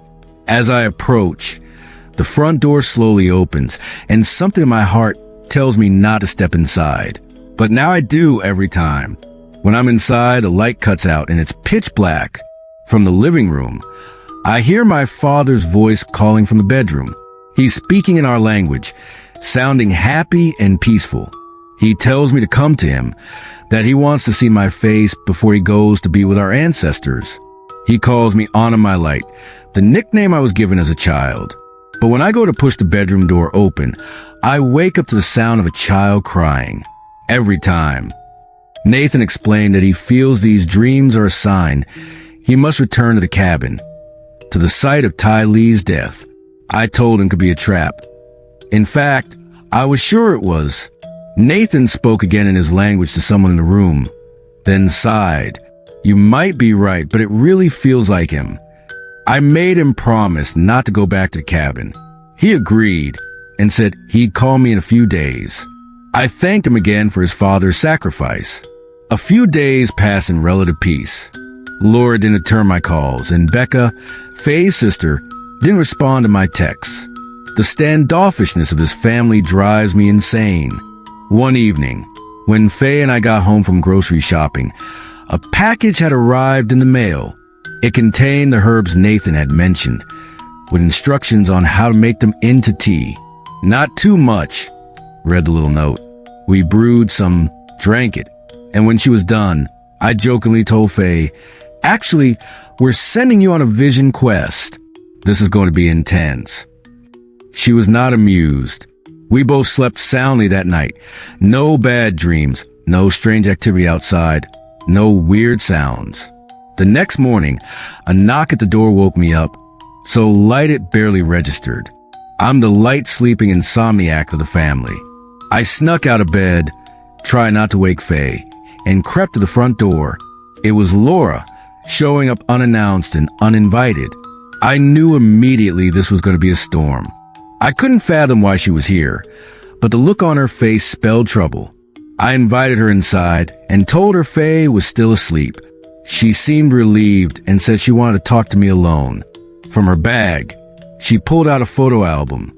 We sat on the couch, and she quietly apologized for everything, for being evasive, for lying, and for letting us go to the cabin in the first place. I brushed off her ramblings and demanded to know why she was here. I'd had enough and wanted answers. Laura lowered her voice to a whisper and opened the album, revealing it was actually an elaborate scrapbook that had taken years to create. There were photos, drawings, designs, letters, postcards, even a necklace with flattened flowers. I saw pictures of Faye I'd never seen before. She was adorable as a child, her glowing smile peeking out from beneath strawberry blonde curls in photo after photo. Laura said, "This is what I wanted to show you. I don't know how to talk to Faye about it. I was amazed at the craftsmanship. You made this?" I asked. She flipped further into the scrapbook, revealing old photos of herself in the later stages of pregnancy. The centerpiece of one page was a photograph of Laura, big-bellied and smiling, with 5-year-old Faye curiously resting her ear on her mother's tummy. It was a priceless image, unseen for decades. "Faye and I put this together, actually," Laura said, "when she was very little. It made sense. Faye is one of the most talented arts and craft hobbyists I know. So what happened?" I asked. Laura glanced over her shoulder down the hall, clearly worried Faye might wake up.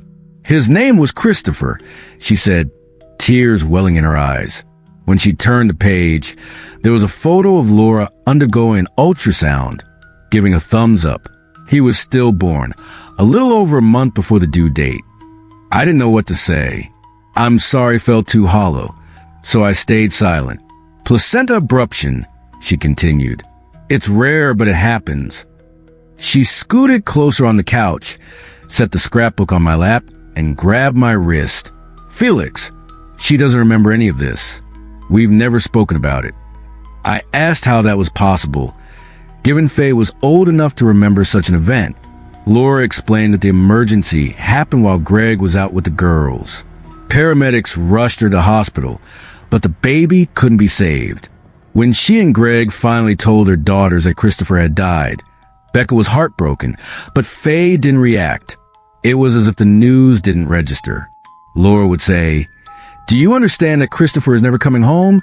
And Faye would respond, "Yes, Mummy," with a blank expression. This went on for weeks. Faye would occasionally ask about Christopher, as if he'd be visiting soon. Then suddenly, she acted as if he never existed. She began acting out at school, throwing violent tantrums for no reason. A child psychologist warned that Faye wasn't handling the situation well. So Laura and Greg decided to take the girls to the cabin for a few days to distract Faye from the trauma. That's when it happened. Whatever lives in the forest up there, in the trees or down in the hole, took notice of Faye. It wanted to learn more, but her little brain shut down in terror when it got too close. Laura said after that day, Faye never spoke of Christopher again and seemed completely unaware he ever existed. Suddenly, Faye's voice erupted from behind us. She was standing in the hallway, possibly for a while. I slammed the scrapbook shut. Laura got up and stepped between me and Faye, giving her a hug and asking how she was feeling. She said they needed to talk, but Faye pushed her aside and walked the couch, her fiery eyes locked on the scrapbook. She reached down and opened it. The page she revealed had a colorful cutout of the number 5, one of the final pages in the book. Her jaw trembled. Her eyes welled with tears, and a look of excruciating pain crossed her face. She began hyperventilating. Laura tried to comfort her, but Faye slapped her hand away, grabbed the scrapbook, and raced to the bedroom. She cried in there for hours, locking us out. I spent the rest of the day alone. Faye didn't come out of the bedroom and wouldn't speak when I knocked, so I played Overwatch to distract myself from a knot of stress in my stomach. Texted my friends Richard and Jason about the new developments. When I got up for a drink, I heard the bedroom door click. Faye was ready to let me in. She was sitting on the bed with the scrapbook in her lap. As I pushed the door open, I said gently, "You want to talk about it?" Her face was streaked with tears, her skin pale, her eyes lifeless. I'd never seen her in such a state. I worried she might hurt herself or me and considered calling paramedics. She said, "I remember now." I stood in the doorway, afraid to move, unsure how she'd react to knowing I'd been conspiring with her mother about her secret past. "I spent all summer getting the nursery set up," she said, tracing her finger over a photo. "Dad was so excited he was finally going to have a son, so we did a sports theme." I walked to the bed and sat down quietly, trying not to trigger another outburst. Faye kept her hands pressed on the scrapbook as if feeling for a pulse. The colorful number 5 rested at the center of the page, laid over various photos. One showed a baseball mural with 5 players, another a toddler onesie designed like a basketball jersey with a number 5. She started crying again and choked out, "Christopher was going to be the 5th member of our family." We talked for a long time. Mostly she talked, and I listened, watching her face in awe as a flood of buried memories resurfaced. Sometimes she could barely speak. Other times she shook her head, saying it was all a dream. Her denial ebbed and flowed as she grasped at faded images in her mind, describing them with great effort. Her tomb had been unearthed, and Faye was excavating it despite the pain. All I could do was hold her hand through it. That night, I made Nathan's tea again and we both drank it. Faye fell asleep and I stayed awake watching Netflix. Just as I was about to shut off the computer, I heard rustling outside, followed by a little girl's voice saying, "It's Faye. I can't see you." I walked down the hall and peered through the living room blinds. A dark figure moved past a window, scaring me half to death. It came from our backyard, likely standing beside our bedroom window. I grabbed my shoes, bolted the door, and scanned the property. Across the road, under a street lamp, stood a man. His body glowed in the pale yellow light, but his face was completely black. He was nearly 7 feet tall, one shoulder noticeably higher than the other, his posture rigid, reminiscent of how Faye sleepwalks. I knew exactly who it was. ICANmediator.com/wp-content/upload/2016/08/what dash is dash a dash mediator JPG alt equals mediator standing between 2 people / I can't explain what drove me to chase him, but I wanted to grab this thing by the neck and beat it to death with my bare hands. Maybe I was so exhausted that my fear instinct hadn't kicked in, or maybe I just had enough. Instead of attacking me right there in the street, the figure turned and ran. I chased after it, screaming at the top of my lungs to stay the hell away from my family and my house. The thing moved fast, limping with a freakish gait. My mind pictured a rail-thin creature made of oily black parts, stretching inside a human costume, lurching awkwardly. This was not a person. Its movements were animalistic, its strides unnaturally long, its breath wheezing like an old accordion. The stench trailing behind it burned my nose like a wildfire. No words could describe the rage I felt as I yelled for it to get the hell out of here. The lights in the house flickered on all around me as I screamed, chasing the figure that seemed to gallop ahead, always staying 20 feet out of reach. I pursued it for 2 blocks, the figure rounding corners with unnatural speed until it vaulted over a chain-link fence into the community park, where no lights pierced the darkness. I couldn't see a damn thing, so I had to circle around to the park's entrance. In the empty field, shrouded by night, I caught sight of silhouette standing motionless, gazing up at the moon. The silver outline of its body showed it was facing away from me. One of its hands twitched wildly, while the other hung rigid like driftwood. The sight of it, so far from help, sent a chill through me. I approached, still determined to end this nightmare tonight, one way or another. But my courage crumbled about 10 feet from the figure when it let out a growl so deep it rattled my ribcage as much as I heard it. I froze but managed to choke out, "You will never take her." You will never have Faye. You will leave us alone forever. Go back to that damn mountain and bury yourself in a mine." It growled again, then let out a wet, gurgling laugh. "What is your name?" it asked, using my voice, perfectly mimicked, as if it had been practicing. "May I come in?" How do you even talk to something that's basically a demonic parrot? Louder now, I shouted, "You will leave us alone and go back to the mountain. She'll never be yours." The imposter let out an infant shriek, a sound so wrong coming from the form of such a large man. In a child's voice, it said, "You go down in the hole. That's where he'll put you." I tried to sound menacing, yelling, "Look at me, you piece of shit!" But I'm a coward. Most people can sense it, and no doubt this thing knew it too. Then it said something I didn't expect, and the sound threw me off so much my head spun. "Tell me about the child," it said, Ethan's voice drifting gently from its throat. "Tell me about the child." Before I could respond, the imposter whirled around and squared off with me. No words can capture the shock and instant despair that hit me. My knees buckled, and I collapsed onto the wet grass. Staring down at me, its lidless eyes boring into my soul, was the face of Nathan. My friend, my protector, the son of a man who gave his life to help me. But now his skin was hard and bruised, his scalp flayed, his eyes tormented. His face was stretched over a skull that didn't quite fit, his body rattling with loose, collected bones. A slimy black liquid, maybe blood, it was too dark to tell, dribbled down its arms. It spoke a phrase in the language of Nathan's people, the same one he'd uttered over the phone last month that made us sick. I started vomiting profusely, sprawled on the ground. "Tell me about the child," it said again, smiling. Its lips stretched into a malevolent grin, revealing the rotten maw of a long-dead wolf. Ethan's calm voice seeped out. "Let me speak to the one who followed you home." I gasped for air, unable to move. The creature took a few steps toward me, and I slammed my eyes shut, bracing for those hideous fangs in my neck. Instead, I heard its footsteps approach, then recede. When I opened my eyes, the imposter had stepped over me and was walking away, already distant, moving quickly back toward my neighborhood, toward my house. "Followed you home," it repeated, its voice echoing in the cold night air.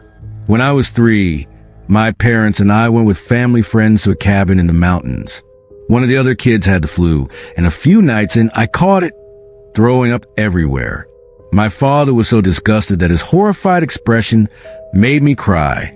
My mom had to kick him out of the room while she cared for me. That look on his face is seared into my memory, teaching me there was something terribly wrong with being sick. Now at 28, I've spent years paranoid about vomiting. Emetophobia controls so much of your life. It makes you afraid to share a drink, eat without washing your hands, ride a roller coaster, fly in a plane, or try new things. After decades, you almost forget why you're afraid.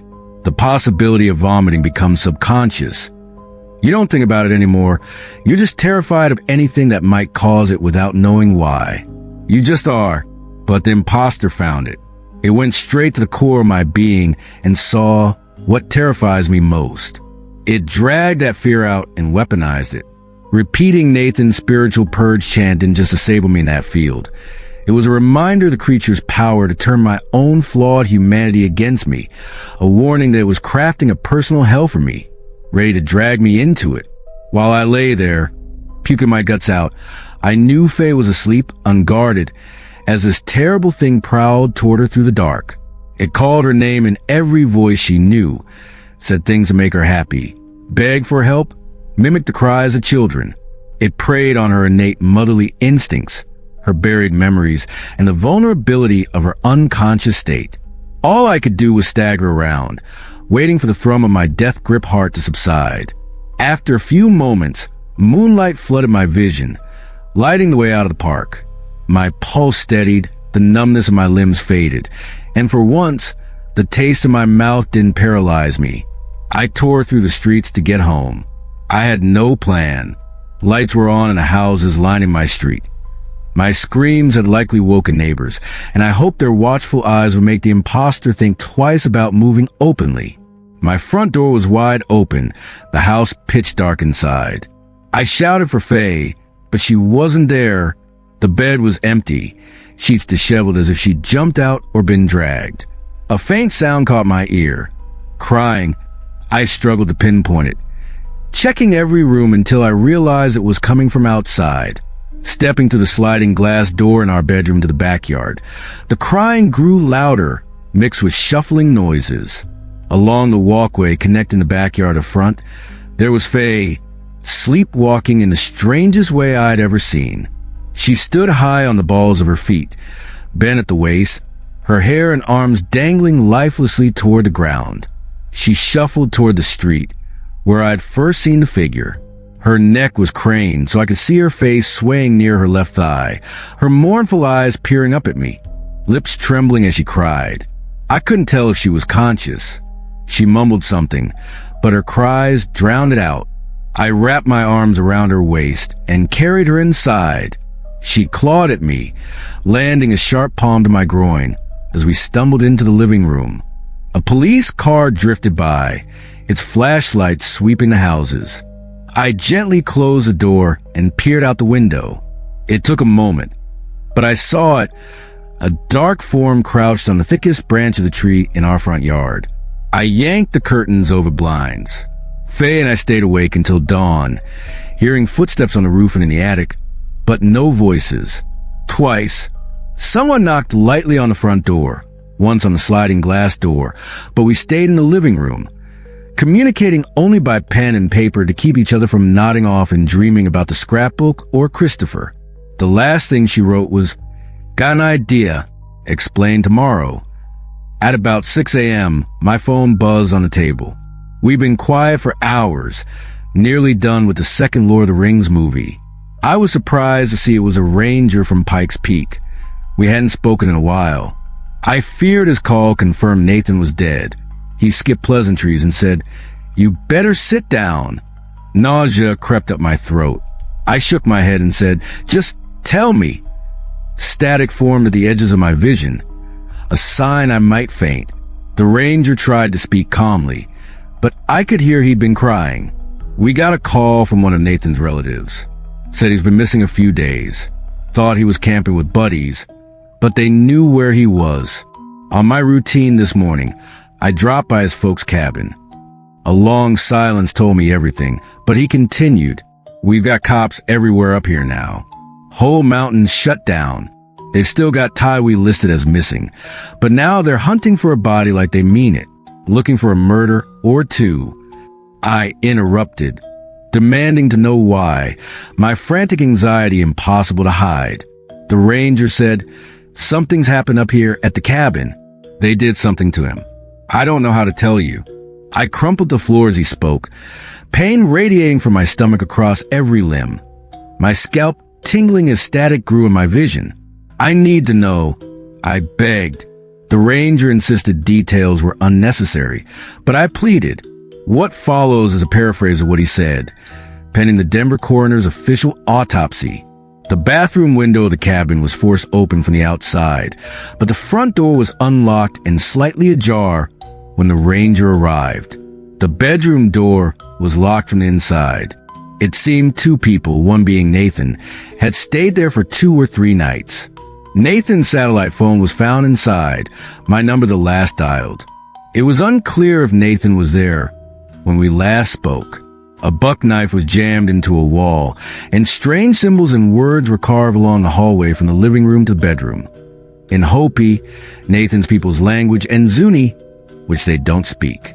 The words haven't been translated yet. A large dream catcher was carved on the outside of the bedroom door, with non-lethal blood splattered on the carpet and lower wall opposite it. Inside the bedroom door, small marks suggested someone had pounded on it hard. The ranger and sheriff speculated Nathan sat in the hallway for hours, maybe a day, while someone was in the bedroom, the door staying locked. They might have had a long conversation. The cabin had no electricity or heat, shut off after my second visit, meaning Nathan endured darkness and freezing cold each night. Two sets of tracks left the cabin, one from the bedroom window, one from the front door, heading into the forest, joining together, suggesting the two walked side by side.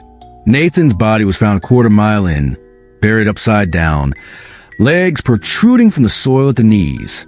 His face and scalp were flayed or mutilated, with deep claw-like lacerations on his back and self-inflicted carvings on his arms. The unofficial cause of death was suffocation. He'd been buried alive. The cellar was completely empty.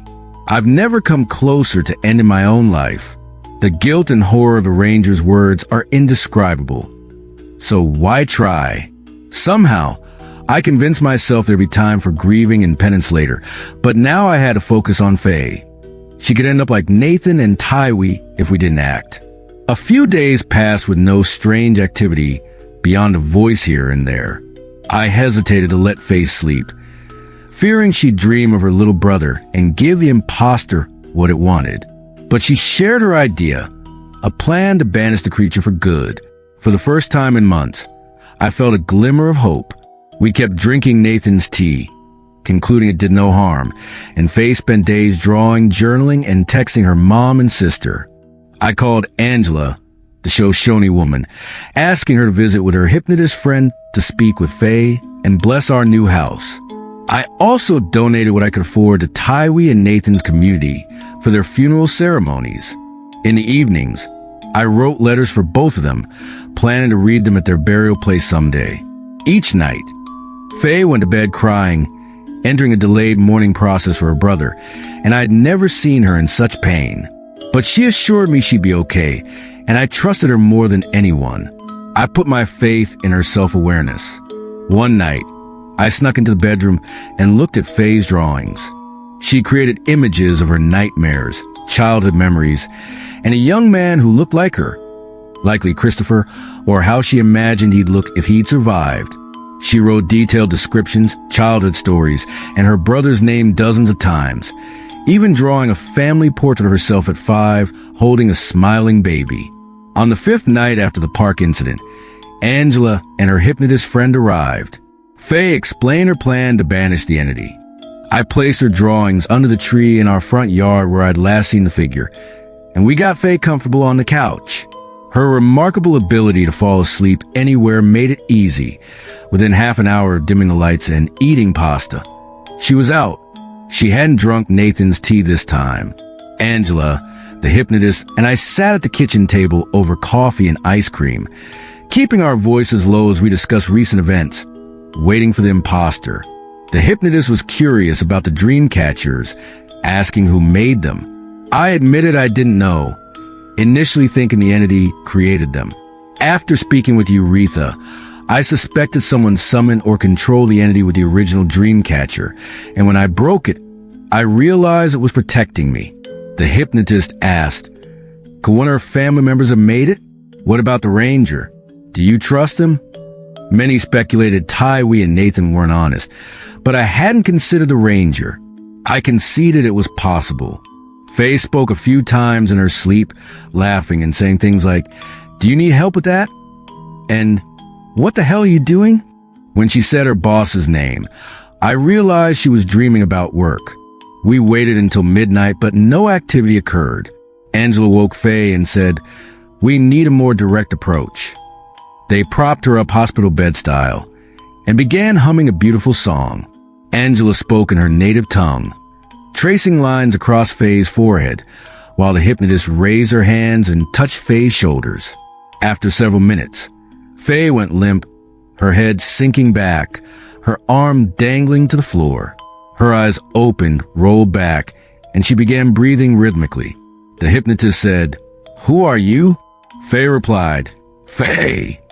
Are you alone?" "I am with you." "Who else is here?" "Angela, Felix, Erica." The hypnotist corrected her. "Erica isn't here. It's just us 4. Faye looked puzzled, then said, "Okay." Angela touched Faye's arm and asked, "The one who follows you, who calls out in the night, where is he now? Is he here?" Faye's head craned side to side, like shaking out water, and she said, "No, where is he?" Faye sat motionless for a minute, then said, across the dark, the hypnotist asked, "Faye, can you call out to him? Ask him to come here." Silence. She asked again. Faye said forcefully, "No," Angela said. "Honey, we can't get rid of him unless you bring him here." Faye whimpered, her mouth trembling, and in a child's voice she said, "Please, no." Goosebumps rippled across my arms as I watched from the table. Angela implored, and Faye began to cry. "You have to call out to him," the hypnotist repeated. Faye rocked her head, reaching up to protect herself. Suddenly, her body stiffened. Her eyes rolled forward, landing on me, then focusing on something far behind me. Her mouth opened, a gurgling sound rising from her throat. She leapt off the couch, thrashing as if shaking something off her back. Her body stayed rigid, turning away from us, every joint popping with sickening cracks. She bent her head back, staring where the ceiling met the wall. Angela and the hypnotist stood, surrounding her to prevent injury or escape. I stayed a few feet away, ready for anything. The hypnotist said, "Faye, tell us where he is." Faye breathed hard through gritted teeth, forcing out, "Hall." We turned, looking down the dark hallway. The hypnotist wrapped her hand around Faye's forehead, whispering in her ear. I moved quietly toward the bedroom, hearing the sliding glass door to the yard open. A cold breeze blew in as I entered. The glass door was wide open. The backyard light's motion sensor didn't activate, leaving the yard dark. But at the far end, I saw the shape of a man, the same figure from a week ago, the one I'd foolishly chased. Now it seemed larger, nearly 7 feet tall, facing away, head cocked toward the moon, its hands pressed against its sides, fists clutching Faye's drawings. It growled. I slammed the door shut, locked it, and raced back to the living room. Faye was on the couch, head craned toward the ceiling, Angela and the hypnotist pleading with her to wake up. She seemed to struggle to return. Outside, a little girl's voice cried for her mother. Another voice, Laura's, shouted, "Greg." A baby shriek moved from the yard down the side of the house to the front door, followed by a slow knock and more voices. The knocking grew louder, overlapping cries echoing in the night. Faye gasped, "It's here, it's here," her eyes mirroring my terror. Then conviction washed over her face, the fear evaporating. A man cried outside in Greg's voice. "He was my child too, Laura. My son. Did you think a weekend in the damn mountains would make me forget?" Faye gasped. The words were so clear, I almost believed he was there. Laura's voice shouted, "Don't you dare let her forget. This doesn't have to be her burden." Faye burst into tears and wobbled to the door, resting her face against it, reaching for the knob. A baby shriek filled the house, followed by a little girl saying, "What's your name?" "I can't see you." "It's Faye, Faye." My fiancée collapsed in despair. Angela and the hypnotist stepped forward, but Faye raised a hand to stop them. Leaning against the door, she brushed her strawberry locks from her face. The door knocked again. My voice said, "May I come in? It's freezing out here. Another storm's coming tonight. I have to tell you something." Faye knocked gently and said, "I know what you really want." The voices fell silent, leaving only uneven breathing. "I had a baby brother," she said. "His name was Christopher. He was number 5. The breathing stopped. Faye knocked again. After a minute, something knocked back. "I remember now," she continued. "I couldn't for years, or I didn't want to. It's easier to pretend things never happened. Some kids make things exist, friends, monsters, places, but I made Christopher not exist, so I didn't have to lose him. His death was make-believe." A long, slow scratching sound came through the door. The thing outside dragged a claw across the wood, like drawing a picture. Faye put her palm on the door, feeling the vibrations. For a long time, the number was all I could remember. I knew it meant something more. Every time I thought about it, my body hurt. I'd feel sick and I'd fall asleep. Or if I was dreaming, I'd wake up. I always knew he meant something more. The doorknob rattled, a wet clunking sound coming from it. The imposter was gnawing on it, 100 jagged teeth in a vile symphony. He was stillborn. Do you know what that is? He died inside my mom. All this time, I've avoided burying Christopher, but you helped me realize it's time I laid him to rest. Becky's voice called, "Come hold him. He falls asleep so fast when you've got him. You want her to be your new mummy, Caleb?" The scratching persisted. Faye wiped tears from her eyes and took a deep breath. "Now, you know everything I wanted you to know." A chorus of voices erupted. An infant screamed. A toddler cried. Greg, Laura, Becky, Tywee, Nathan, and the ranger all spoke at once. Decades of pain washed through the door, anguished words and sorrowful cries filling the room.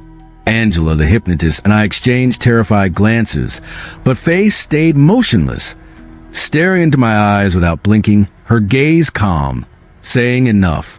The knocking swelled to violent pounding. The entity used every trigger it could, try and tear open her freshest wounds and oldest scars, but Faye didn't budge. She held her ground, eyes locked on mine, filled with knowing calm. When the imposter got no response, it stomped to the nearby window, towering over us, blocking the moonlight and lighting the drapes with its shadow. Faye sat unmoved. Her lips quivered, but she said nothing. A titanic scream erupted from the creature, shaking the house, striking terror into my core as it struck the glass with an open hand. But Faye didn't flinch. Then the entity said something unexpected. Instead of mimicking a familiar voice, it spoke in several I didn't recognize, uttering one labored sentence, each word in a different tongue. "I walked 1,000 years across the dark for you." Part of me wanted to scream and run, but I was too afraid to move.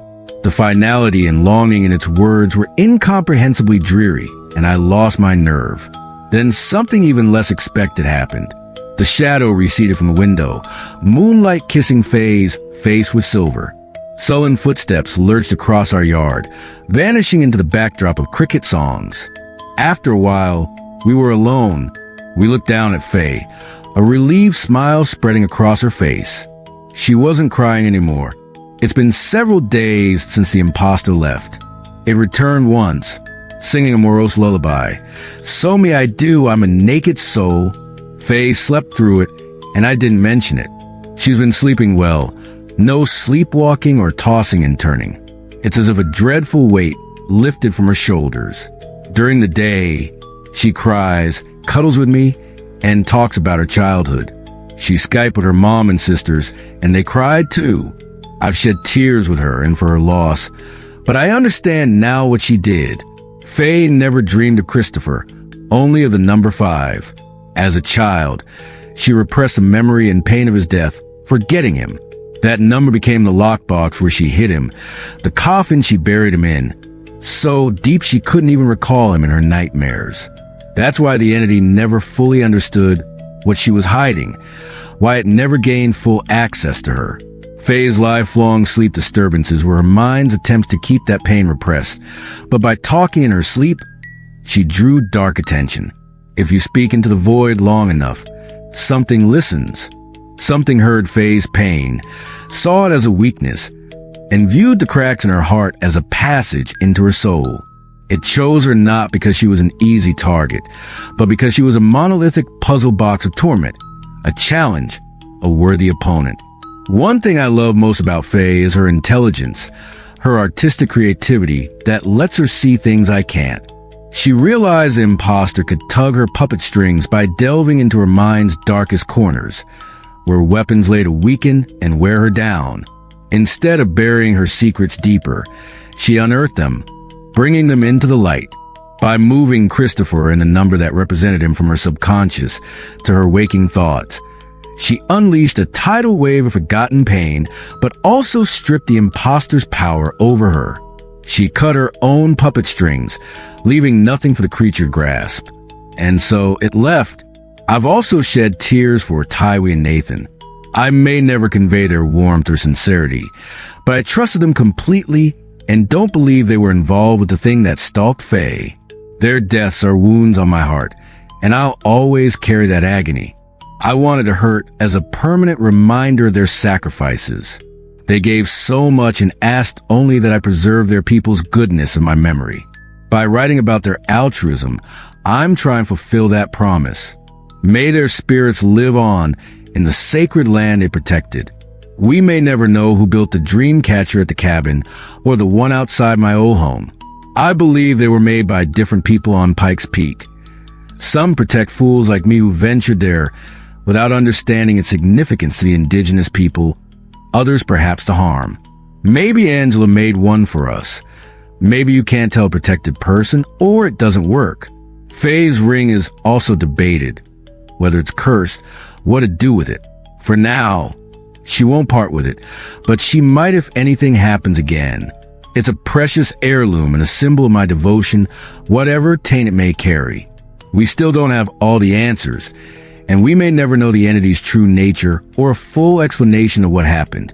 But in time, I believe I'll understand more. We plan to return to Colorado in a few weeks to visit Faye's parents, pay respects to Tywee and Nathan's community, and witness the cabin's bulldozing. Whatever secrets it holds, let them be buried beneath rubble and decades of snow. Thank you, everyone.